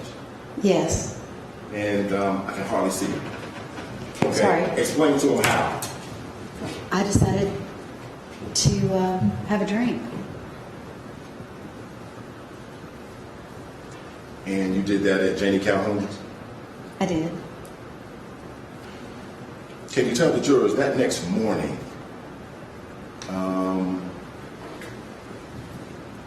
did you see some individuals come to Janie Calhoun's condominium? Billy Corey and Jay Grover. And throughout the night, was there any contact between yourself and the defendant? Any contact between you all that night? On Tuesday night? Monday night when you were at Janie's? No. Okay. So then Tuesday morning, you saw Billy Corey and Jay Grover. Correct. Where did you see them? At Janie's apartment. They came by? They did. Do you know about what time it was? It was late. It was late morning. Okay. Probably, I don't know, 10:30. How long had you known or been acquainted with Billy Corey? Not quite the 40 year. I met him soon after I met Diane. And what did you understand his relationship with Diane to be, or Diane's relationship with him? Well, he was her boss, but he was an incredible mentor and more like a father figure than a boss. Who was Jay Grover? Jay Grover's Billy's right-hand guy. He does a lot of things for Billy. How long have you known him? 30-something years. He was a cop, and I knew him when he was a cop and a detective, and then he went to work for Mr. Corey. And then he went where? He went to work for Mr. Corey. And so can you tell the jurors, I know by now you understand hearsay, right? Correct. Okay, so don't tell us what Billy Corey said and don't tell us what Jay Grover said, okay? Tell us what happened when they arrived at the condo. They came in and sat down. I sat with Billy on the sofa, and Jay sat in the chair across from us, and Janie was in there, and I told them exactly what had happened. And can you tell the jurors, after telling them what happened in the SUV, what happened next?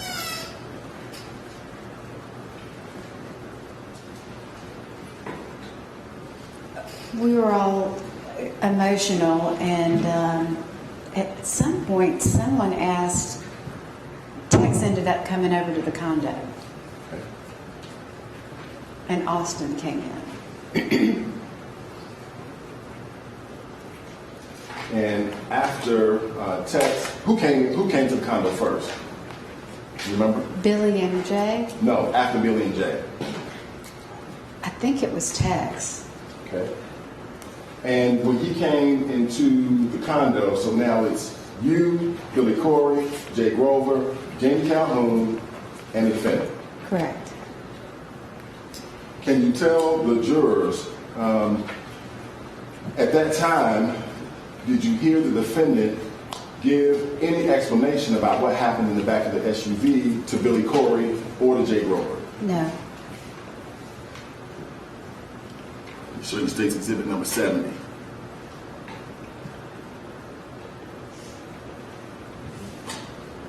You recognize what's depicted in this photograph? It's Janie's living room. Say it again. Janie's living room. Okay. Is this the room that you all were in? Yes, it is.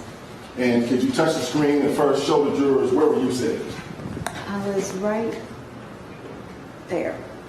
And where was Billy Corey sitting? Right there. Where was Jay Grover sitting? Right here. And before the defendant came to the condo, where was Janie Calhoun sitting? I can't remember. Okay. How about after the defendant came to the condo, where was he sitting? Right here.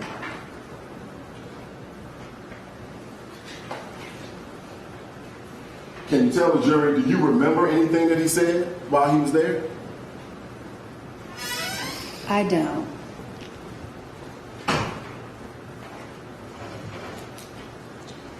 And so, in your mind, this is Tuesday morning, correct? Correct. Would have been the 27th of September. Yes. Now, can you tell the jurors,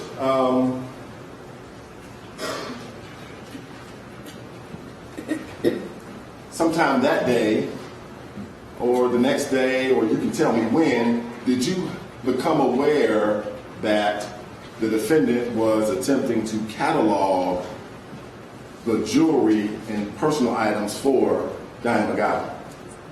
It was sometime during that week. Tuesday, Wednesday sound. It was one of those days. Okay. How did you become aware that the defendant was attempting to catalog the jewelry and personal items for Dani McIver, his wife? Janie told me that he had asked her to help him catalog the jewelry. Stop. And Janie told her, hey, Oh, it's impeachment. Ms. Pryor goes to Ms. Calhoun, who testifies that it didn't happen until weeks later. And, Okay. All right. It's You may okay. press on. Thank you. Tell the jurors, what did Janie Calhoun tell you about that? That he had asked her to catalog the jewelry and that she wasn't going to do it, that she was uncomfortable with that.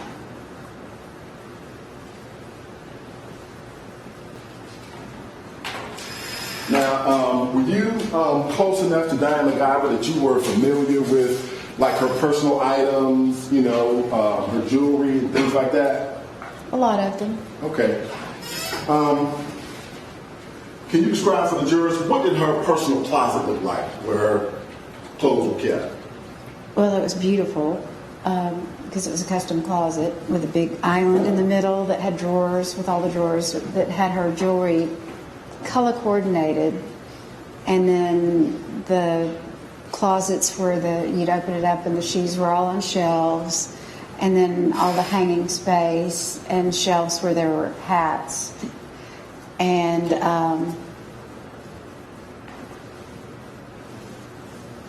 it was full.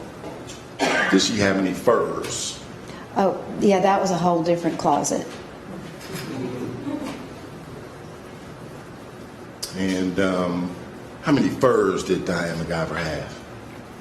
Well, I knew that she had a lot, and it was around 100. Now, can you tell the jurors,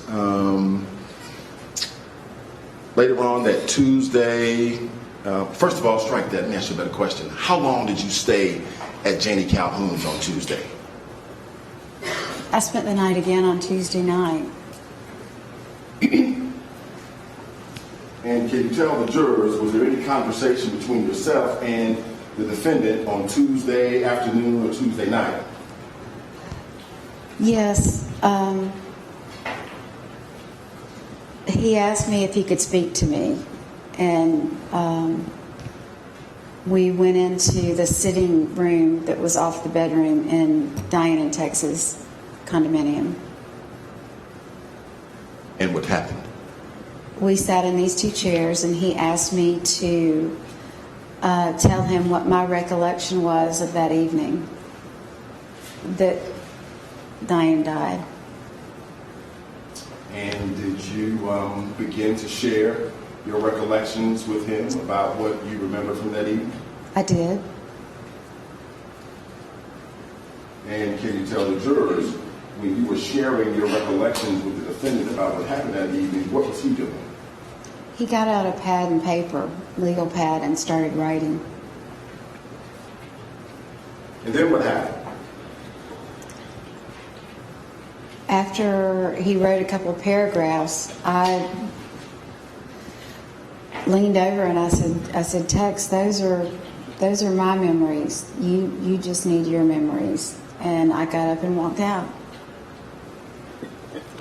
Can you tell the jurors what happened to the paper from the pad that Mr. McIver was writing down things as you were talking?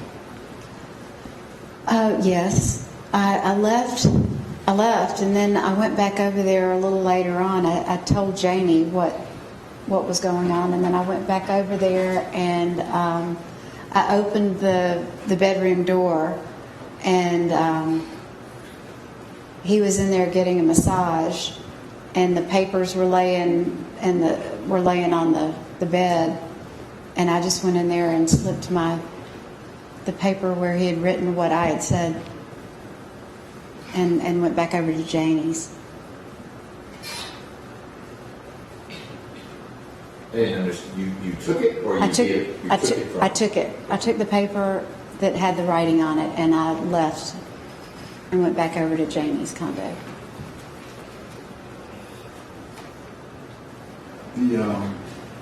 The place where he was getting a massage, what room of the condominium was he in? The master bedroom. What room where was the paper that you actually took? On the bed in the master bedroom. And so can you tell the jurors if you know, did he see you take it? No, he was getting a massage and had one of those little beanbag things over his eyes. And if you recall, was he face up or face down?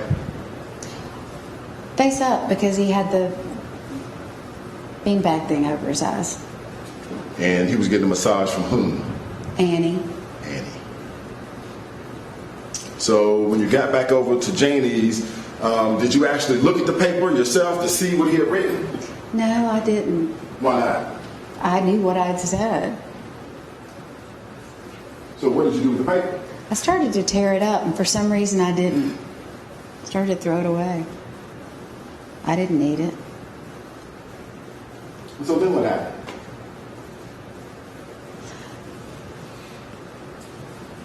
Janie and I ate dinner. She had some food there. We ate dinner and sat around and talked and ended up going to bed. I stayed over there again. Okay. Janie's husband was out of town. Janie's husband was out of town. Uh-huh. What's his first name? Les. So now we are spending the night Tuesday the 27th, going into Wednesday the 28th. Mm-hmm. Right? Yes. Okay. And can you tell the jurors, did you stay a whole nother day and night at Janie's? I did. 28, I'm talking about. Yes. You did? I did. And when did you leave Janie's that week? Friday morning. Okay.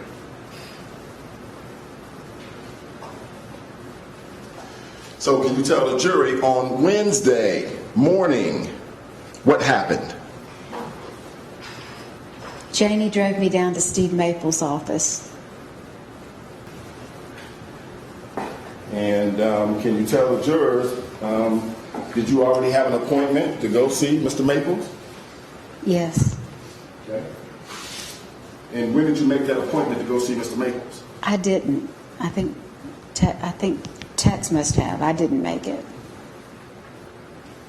And did you, what did you understand about the relationship at that time between Mr. Maples and the defendant? What did you understand the nature of their... I figured. Let's stop for a second, because this could get complicated real quick. Okay. That big speculation and I can read that stuff. Yeah. I got you. Let's explore that in a different way. Yeah.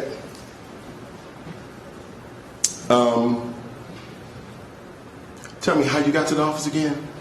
Janie drove me down there. And that was on Wednesday, the 28th? Yes. Do you know what time it was? It was morning, but not really early. Okay. And can you tell the jurors, generally speaking, do you remember where his office is located within the metro Atlanta area? Indicator. When you got to the office, did you actually go inside? Yes. And when you got inside, did you actually go into Mr. Maples' office? I did. And when you got into his office, I understand hearsay, right? Correct.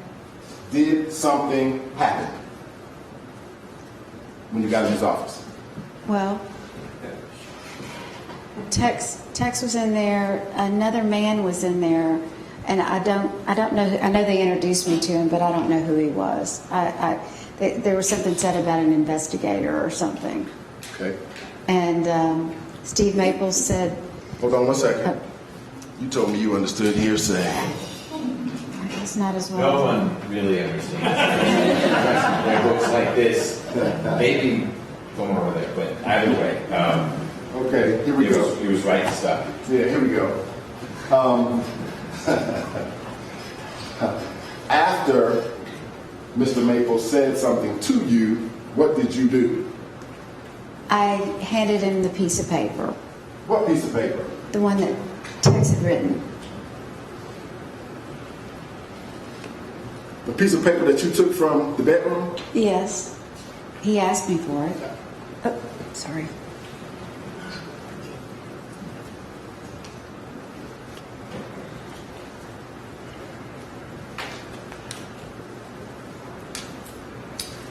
And can you tell the jury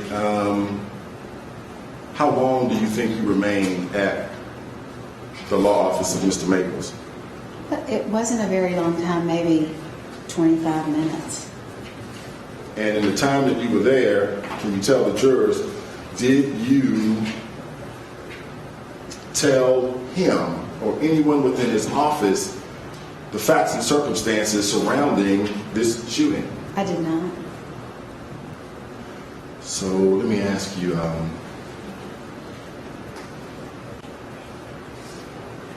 can you tell the jurors, that was on Wednesday morning. So did you ever have any additional conversations with the defendant after you left Steve Maples' office?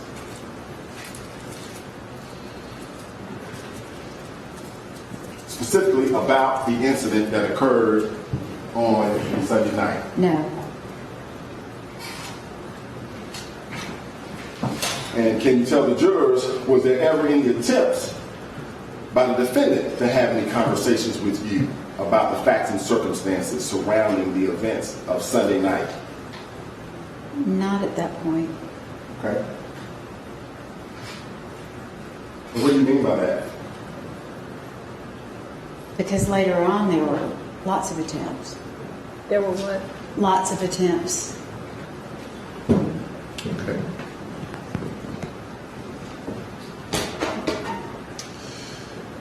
Can you start at the beginning and then kind of tell the jurors what was the first attempt that the defendant made to discuss the facts and circumstances with you about the events on Sunday night? He wanted me to meet with Steve Maples and do a deposition that was going to be with a court reporter, and they did mention having AJC reporters there.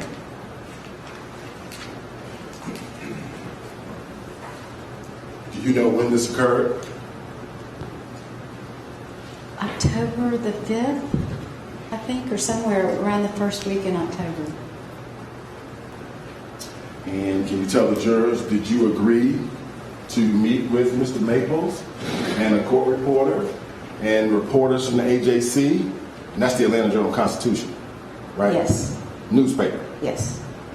And do a deposition where you gave a statement to them about the facts and circumstances that night. Did you do that? Did I? Did you do it? No.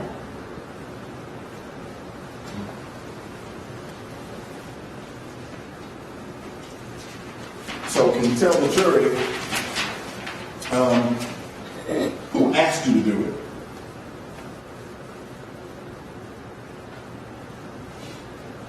Strike that. Let me ask you that question. Did the defendant ask you to do it? I believe so. Okay. It's just to believe. Okay. You used the word believe. Yeah. Do you know that he asked you to do it? Yes. Okay.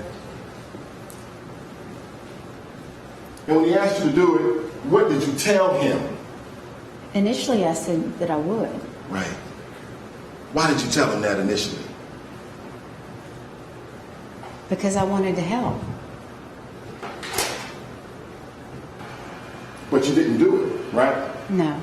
It's already been asked and answered. And Third time. Okay, don't ask again. won't. Why didn't you do it? I had retained an attorney because the press was hounding me and calling me, and I'd gotten an attorney for that, but I had spoken to him about this, and he said, Don't go into what the attorney told. okay, But you talked to your attorney. yes. And is he a criminal attorney or a civil attorney? He's not a criminal attorney. Okay. He's not a criminal attorney. Correct.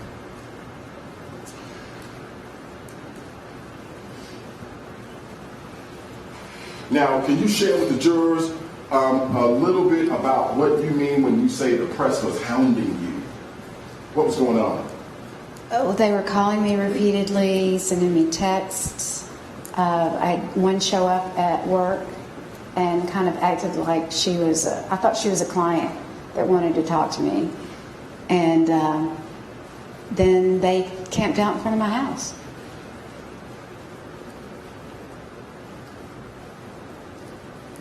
And you think that the time frame for this would have been around what date? The 5th of October.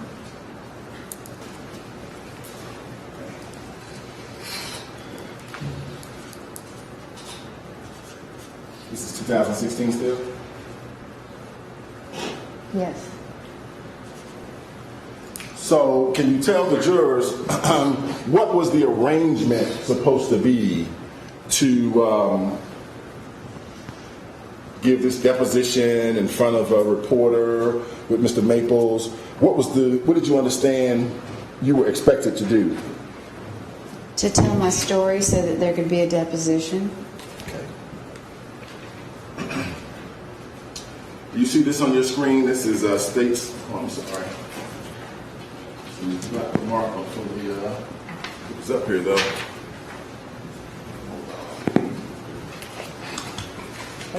Oh, here it is. I'm sorry. It's a state 349. Let me start first. You recognize this to be the same exhibit that Yes. shows the phone calls between yourself and the defendant? Mm-hmm. Okay.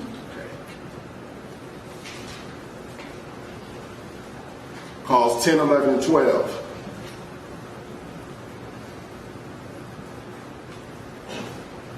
What's the date for those phone calls? 10-5.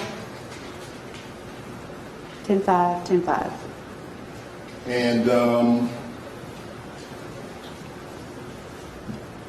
if you can see, what is the time for this first call right here? You can look at it on your screen. I don't know what that is, military time. 12, Just call it out. 12:27:39. 12/27/39. Mm-hmm. And let me show you this so you know. This column right here, ET, the duration of the calls, okay? Okay. So if we go back to call number 10, 10/5/2016, 12/27/39, the duration here is 0, right? Yes. How about call number 11? 11 minutes and 5 seconds. 11 minutes and 5 seconds. And the originator of that call is who? Claude Lee McIver. And the call terminated and was answered by who? Patricia Diane Carter. That's you. Yes. And call number 12, that's also on 10/5/16. Yes. It lasts for how long? 19 seconds. Oh, no, a minute 30. A minute and 38. Okay. Call also originated by who? Claude Lee McIver. To who? Me. Okay. That occurred on October the 5th, right? Yes. And so can you tell the jury, were you supposed to drive to Mr. Maples' office? Like, how was that supposed to work when you agreed to do the deposition initially? Oh, they were going to send somebody to pick me up. And so can you tell the jury, on the 5th of October, you were supposed to be picked up to give the deposition on what date? I can't remember. I know it was around that. Was it the? I can't remember if it was the 5th or the 6th. Okay, let me ask you a better question, okay? Okay. Did they send a car to pick you up on the 5th? I don't know. Okay. So did you stay at home after this phone call and this arrangement when they were going to send a car to pick you up? No. Where did you go? To a friend that's a neighbor's. And can you tell the jurors, is he a pretty well-known guy? Yes. What's his name? Dale Cardwell. So the evening of the 5th, you went to Dale Cardwell's house. Yes. And does he live close to you? Yeah, not far. You've been friends with him for a while? Yes. And when you got to his house, what did you tell him was the reason why you were coming over? Because somebody was supposed to show up at my house, and I didn't want to be there if they did to pick me up for this deposition. And so, can you tell the jurors, did you go to Dale Caldwell's house alone? No, Tom and I both went. Your husband went with you. Yes, And can you tell the jurors, did you actually spend the night? I did. We did. So can you tell the jury what happened the next morning when you weren't at home to get in the car to go do the deposition? Tex started calling Tom. Say that again. Tex started calling Tom. Would that have been the next day, October the 6th of 2016? Yes.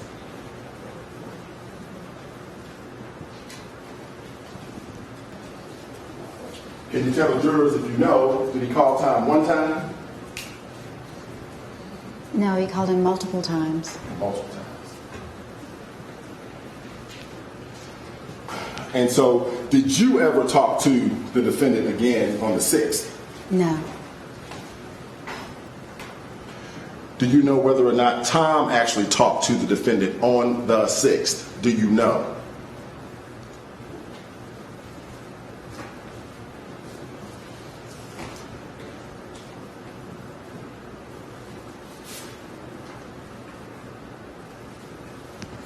It seems like he did talk to him once.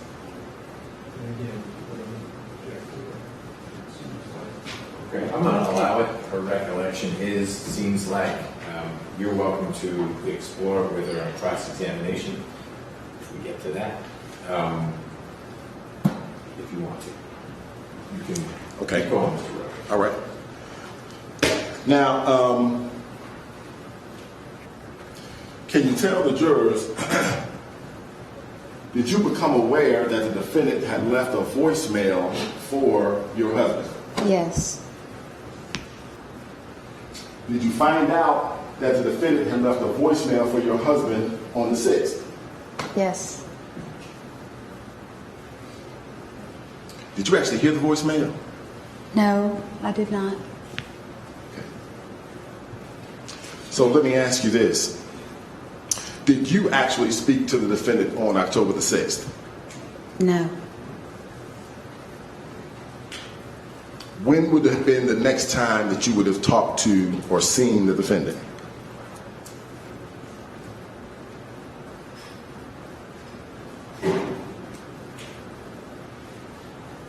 At a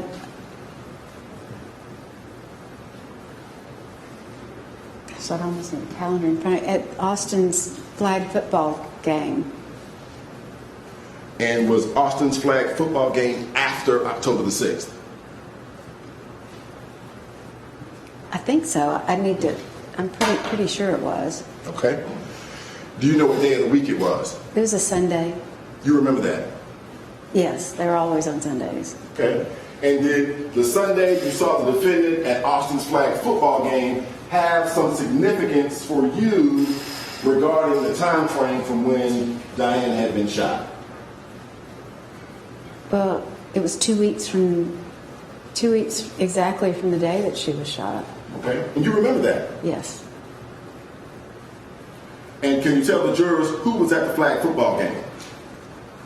That was Tex, a part of the circle. the circle. Yeah. Tex was there.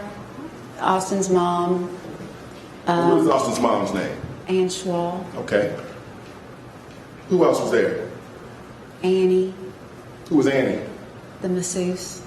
Masseuse was there. Mm-hmm. Okay. Who else was there?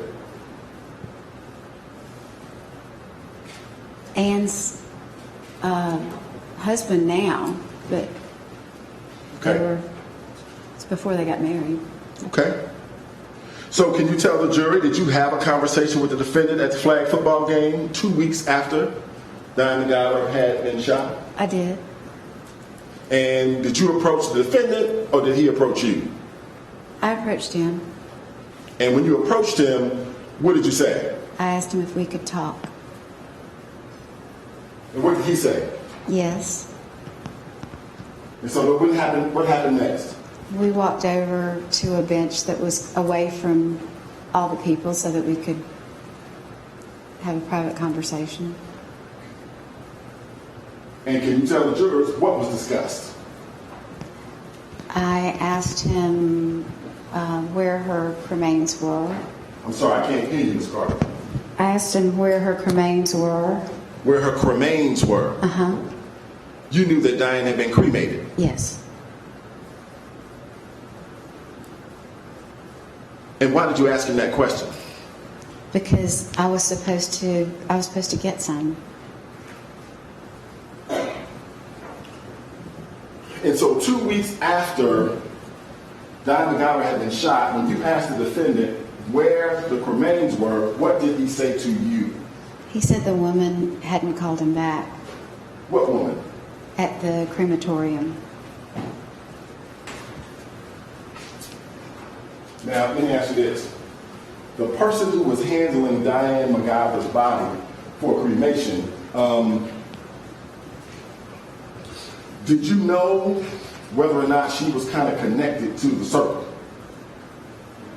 You understand what I'm asking? Yes. I knew she was in Conyers. Okay.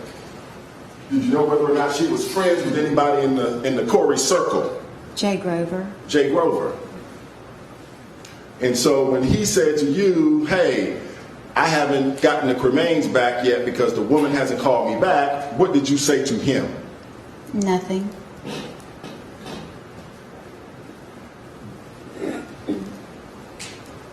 What happened next?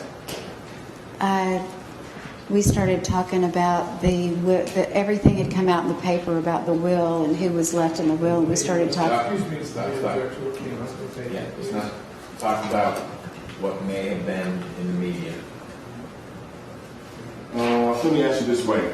Did you have a conversation with the defendant about Diane McIver's will? Yes. And what year was that will executed? 2006. 2006. And what did you say to the defendant about that 2006 Diane McIver will? What did you say to him? That she wouldn't be very happy with it. That's what you said. Yes. And then what did he say back to you? He told me that they had made appointments to change the will, but that he had to cancel the appointments.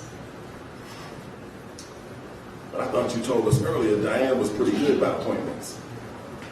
She was emphatic about appointments. Say that again. She was emphatic about appointments. And who did he say had canceled the appointments to have the will changed? He said that he had. He did.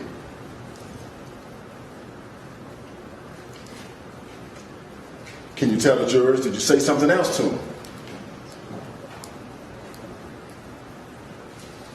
Just more about that she would be disappointed because Austin was not even born before 2006.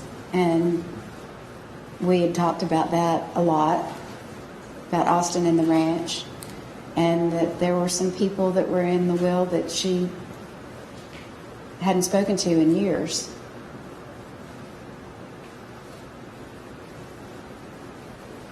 Because based on what you knew about the 2006 will, was Austin in it? Let me object to that.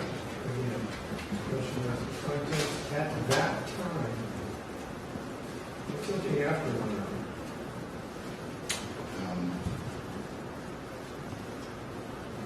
The question, as I understood it, was, did Ms. Carter have some reason to understand whether Austin Schwall was in the 2006 will or not? Did she know in 2006 whether or not Austin Schwall was in it? I think she's just testified that that wouldn't have been possible from her understanding.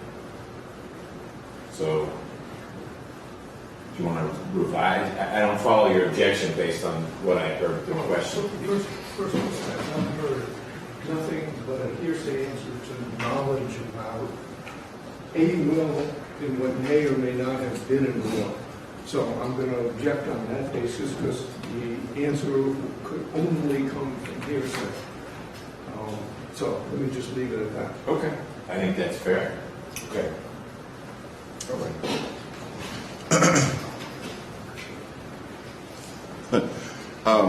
At the flag football game, when y'all were sitting on the bench, what did you say to the defendant about Diane's disappointment about Austin in the 2006 will? That he wasn't in it because he wasn't born yet. Again, same thing.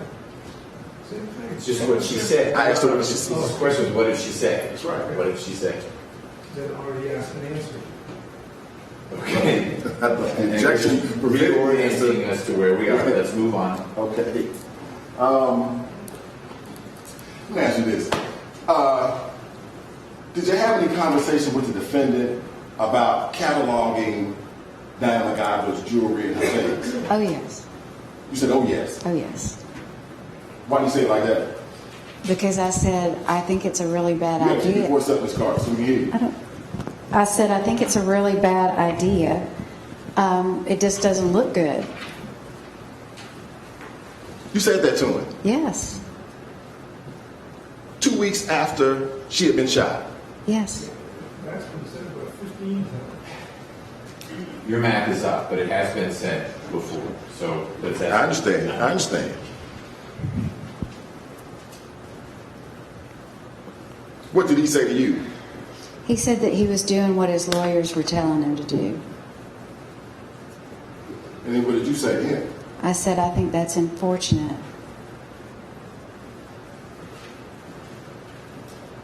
And other than doing it because that's what his lawyers told him to do, did he say to you any other reason why he needed to do it? To fulfill the wishes of the will, the 2006 will, and to raise money to pay that off, and that if they couldn't come up with the money that was in the will to pay those people off, that they might have to take a haircut. That's what he told you. Yes. A follow-up to when you told us that you said to the defendant that Diane would be upset because of Austin and the ranch. What did you mean? We talked a lot about, Austin getting the ranch, and that was his ranch, and one. Back to what we talked Okay. Yeah, I feel like we covered the whole ranch in Austin and when he was born and the concern there.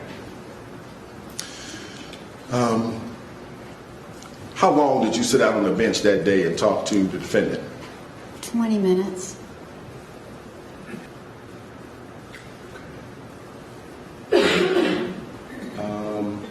Now, can you tell the jury,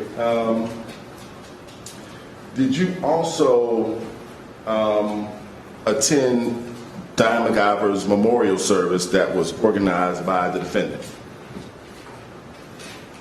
The memorial service that was at Corey, or the one that was at the condominium?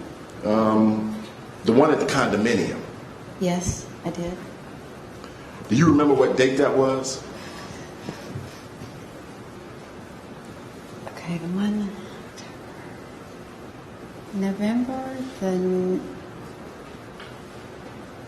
the 9th, something like, it was a Wednesday, I think. You remember the memorial being in November. I'm pretty sure. Okay. And the service was held there at the condominium, the one that we saw the photograph of? Correct. And can you tell the jury, even in November, did you have any conversations with the defendant about this deposition and talking to reporters and to give your side of the story? No. Okay. When you got to the memorial service, did you see any reporters? I did. Okay. And did the defendant say anything to you about that? At the end of the evening, And what did he say? he asked me if I wanted to get up and say something. But the reporters were there in the room. Yes. Any objection? Your Honor, I'm going to tender some exhibits real quick. Okay. States 92, 93, 94, 95, 96, 97, 98, 99, 100, 102, 125, and 198. So 89 through, not 89, you started with No, 92. start with 92. Sorry, 92, 92 through 90, 92 through 100, yep, then 102, 102, 125, 125, and 198. and 198. Okay, no objection? Oh, they're admitted. You recognize that photograph? Yes, I do. And what is it a photograph of? The inside of the expedition. In this photograph, do we see the Yeti or the cooler that you were talking about where the wine was contained that was going back and forth? Right there.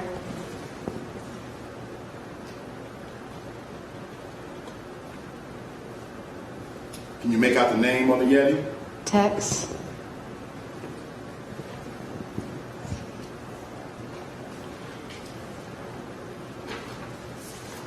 States 95.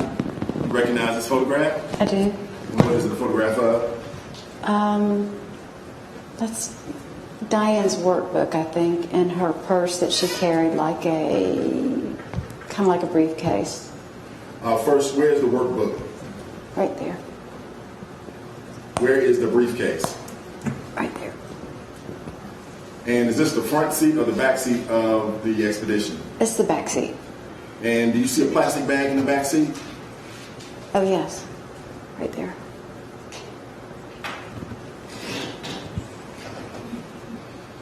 This is Station 96.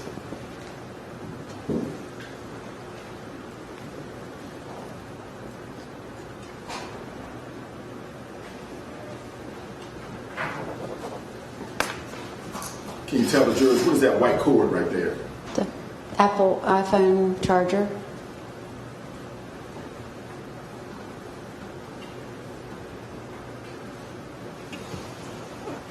States 98. Can you describe for the jurors what we see in States 98? One of my shirts, the seats. You mean that red shirt? That's mine. Okay. And you make out what? The That gun. is. The gun. That's the gun. Yes. And the plastic bag. Yes. Let me ask you this.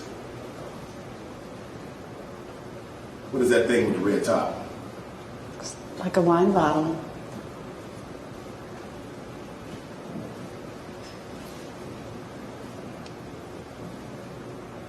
And what position in the vehicle did the defendant occupy at the time of the shooting? That seat.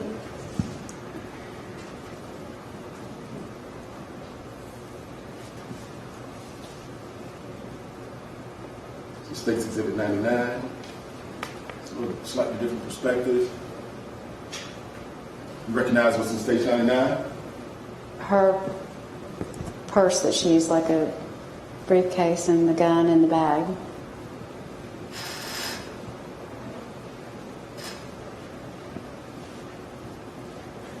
And slightly different perspective. White cord. Mm-hmm. You Yes. see where the phone charger is plugged up? Yes. Where is it plugged up? In the console. In the center. Yes. In the back of it. Yes.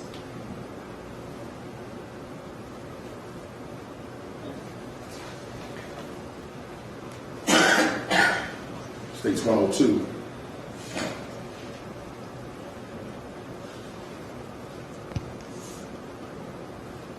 Can you tell the jurors whether or not that photograph, the seal to that wine bottle was broken? It appears to be broken. And where does it appear to be broken? Right. I'm sorry, it's messing with our. Where does it look as though it was broken? You can touch the screen. Right.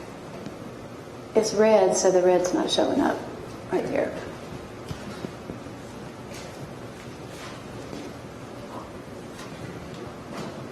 And by the way, what kind of phone does the defendant have? An iPhone. An iPhone. At the time of the incident, what kind of phone did you have? An iPhone. And what kind of phone did Dani McIver have? She had an iPhone. Now this is State's Exhibit number 125. What I'd like to kind of focus on is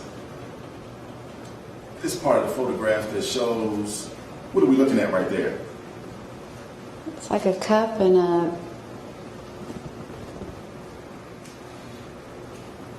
I don't know, maybe a koozie or something, but a cup What inside part a cup. of the, is this inside the SUV? Yes, And what part of the SUV? in the console. That's the console. So when you described earlier that you said there was a bunch of stuff in the console, does this photograph show what you remember? A bunch of stuff, yes. A bunch of stuff. Where was the gun that was in the plastic bag? On the other side of the gold cup. On the other side of it. On the driver's side. Now, let me ask you something. You said you were familiar with guns? Yes. That little brown piece of leather right there that's showing. Did you know that to be a holster? Form the question, please. What is that, What is if it? you know? The holster. I'm going to object to the answer because the answer has already been suggested. I've been pretty good about not getting up every 20 seconds. It's been about every 30 seconds, but I take your objection, and I think we all need to disregard what Ms. Carter has said about this in light of the way the initial question posed about the leather-looking like object might have been. Okay.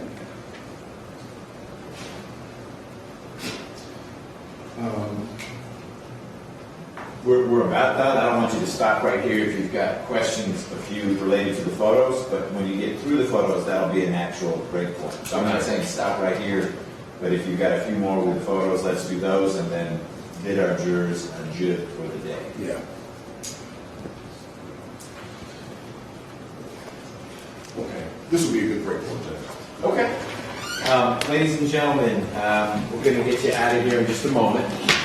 There is the possibility of some, they call it severe weather in the news later tonight. We'll call you if for some reason the courthouse isn't open tomorrow. I don't have any reason to believe it won't be open tomorrow. And in fact, because of the position I hold, I get to decide whether the courthouse is open tomorrow. For us, I'll try to keep it open. But if it's not appropriate for it to be open, we'll call you so you don't come down here or up here if we're not. I don't think we're going to be in that type of scenario, but I don't want you worrying about that tonight. We'll let you know if for some reason we're not starting at 9 tomorrow. Assuming we are, we'll see you all here at 9. We'll continue with the state's examination of Ms. Carter. Be thinking, just back here somewhere, about whether it would be kind of fun to have a Saturday session this Saturday. It would be shorter. You could be even more casual, but as we're trying to use your time wisely and continue to work through things, that's an idea that has come up. So it might be like 10 to 3 or something like that. But it's purely optional because your Saturdays are yours, and you guys should be talking amongst yourselves in the same way that you have let us know, hey, on this particular day we can go to 5:30 or 5:40. So let's just keep working through that, and we can talk tomorrow, or maybe after you've been able to think about it a little bit more on Wednesday as to whether spending a little time together on Saturday would work for you all. Don't start looking at each other yet. You just need to marinate on that. And my hope will be that whatever weather front passes through here is of minimal inconvenience to you all. I guess I should flip it around. I said, we'll let you know if there's an issue. You should let us know if there's an issue. Maybe that the courthouse, this big cement block, emerges completely unscathed. But you may run into some issues trying to get here tomorrow because a tree falls down on a road you need to be on. So let's work those phones and let us know if something is impeding your ability to be here by 9. You guys have been phenomenal about being here on time, and I'd love to keep that up, Mother Nature willing. So with that, you may go. Thank you for a few extra minutes. Don't talk about the case. No outside research. There may well be some coverage of today's testimony. That's not for you. You've been here live. You don't need to know what the media thought about it, okay? Have a great evening. All rise for the jurors.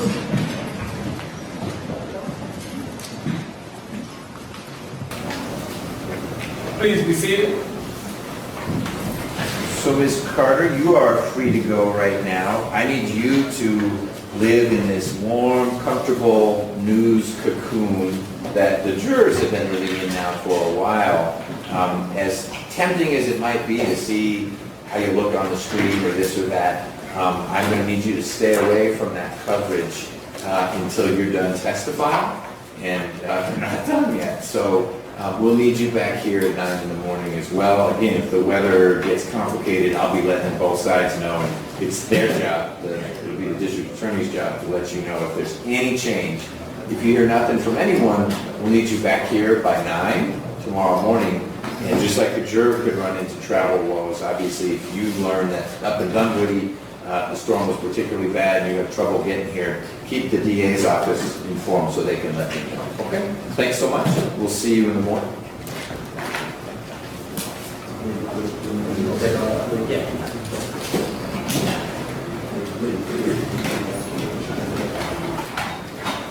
All right, I've got a few things and then I'm happy to hear from both sides.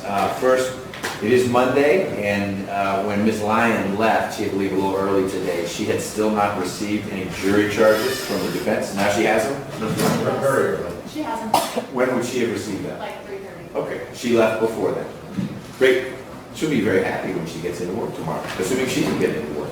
You can send her more tomorrow, but that makes her happy. No, unless you forgot some today. No. Second, exhibit list. What I received from the state indicated that exhibit 225 had been admitted. It has not. That would have been a newsworthy event. I'll look into that and make sure it's edited. Is it Okay. handwritten? It's handwritten, but I don't want anyone thinking 225 was admitted and then trying to use it in a closing. No, it wasn't. That was my mistake. Okay. I'm sorry. So 225 has not been admitted, and 247 through 249 have been admitted, and that wasn't reflected on your revisions. So I just want you to know if that's something someone wants to use, those 3 images are in as well. Thank Okay. you. Sorry, Your Honor. It's all right. So we had a few bench conferences during Ms. Carter's testimony. In one of them, Mr. Harvey lodged some objections or an objection, shared his concerns about what I'll call real aerial view, the footage that was displayed only on that monitor to my left that showed the route that the expedition traveled, the actual route, so no detour to the 10th Street situation. Mr. Harvey was concerned that it had the vehicle moving at a constant speed and that that speed may not have been a speed that the vehicle was ever moving during the course of their journeys. I listened to both sides and concluded that as long as Mr. Rucker explained what it was, which I feel like he did, it was allowable in as a demonstrative aid. I do find that the state made clear to the jurors that it didn't show the rate at which the vehicle traveled, and it omitted any stops. It didn't show the vehicle ever stopping. It, of course, was stopped many times. Thank you, Ms. Convery, for doing that. Second, in connection with the aerial view, there came a time when the aerial view included one of the many Grady billboards. And given how popular billboard questions are in this trial, Mr. Rucker asked a question about an actual billboard on the screen. And we had a little sidebar about that. Mr. Harvey thought that that shouldn't have been displayed, or at least questions shouldn't have been asked about it, but I allowed that to remain in. And finally, there was something that Mr. Harvey fashioned as a motion in limine, which was well taken. We discussed it at sidebar relating to the apparent law enforcement personnel who appeared behind Ms. Carter while she was in that patient waiting room when Mr. McIver was saying something about, I don't trust these guys. Mr. Rucker made clear he wasn't going to get into the area that concerned Mr. Harvey, and in fact, Mr. Rucker did not get into that area. So it was a well-planned motion and limine ended up being moved. Mr. Harvey, anything more you want to get on the record concerning those two sidebars? Just that I want to make sure the record reflects that the motions with regard to the Google Earth were not only based upon the fact that it was a constant speed of unknown. I thought we were saying it was 31 miles an hour, but regardless, it was... There's nobody testified to that. That's not Okay. in evidence. Sure. So that I believe that it was misleading, so even if you felt it might have been relevant, I thought it was misleading and its prejudicial value outweighed any probative value, and I want to make sure that the record reflects that it was a 403 objection. Same thing with the second objection as well. The billboard? The billboard, 403 as well. Okay. Well, thank you for finding that, and I'm sure you said that at the sidebar, and if not, you're saying it now. I want to make clear my finding that I do not believe that the probative value of the Google Earth view writ large and the probative value of what was plainly displayed there concerning the Grady billboard, the probative value of those two things were not substantially outweighed by any undue prejudice. So, anything from the state before you guys get to at least leave 1C for the day? Just for your honor's edification, the state also emailed Ms. Lyons around 3:30 as well, just some additional supplemental jury charges, just to. Okay, great. Well, she's going to be awash in jury charges. And tonight I'm going to work on my understanding of sort of the final version of the statement with the redactions, and I'll try to get with defense counsel tonight or tomorrow morning. You need me to do that tonight? But I'm just trying to get the wheels in motion on it, so we'll work on that. So you have a chance to get it.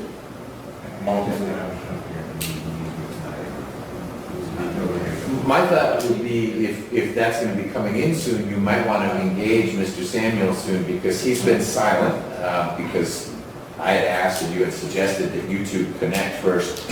You may get this beautiful redacted version and Mr. Samuel may have a very compelling argument that this piece right in the middle ought to come out. A whole bunch of it is not controversial and I would certainly hear Mr. Samuel out, but you should feel pretty confident it's coming in. But there could be pieces that would be an issue. So hopefully you guys can finish. Yep, we'll get together. Okay. It's not tomorrow, but I'll get through. Okay. Anything else from the state? No? Okay. Assuming we get through Ms. Carter tomorrow, you'll have more witnesses. Okay.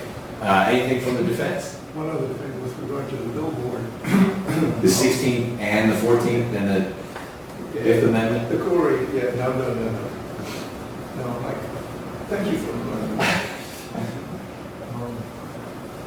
We don't know whether the billboard was there in 2016. Okay. The error was from 2000. It's okay. Nobody said that. It's not an eminent fine. Okay. I still believe that the 403 analysis that I performed was the correct one, and if not, then if this is a case that ever gets to our Supreme Court or our Court of Appeals, then we'll see what they have to say about it.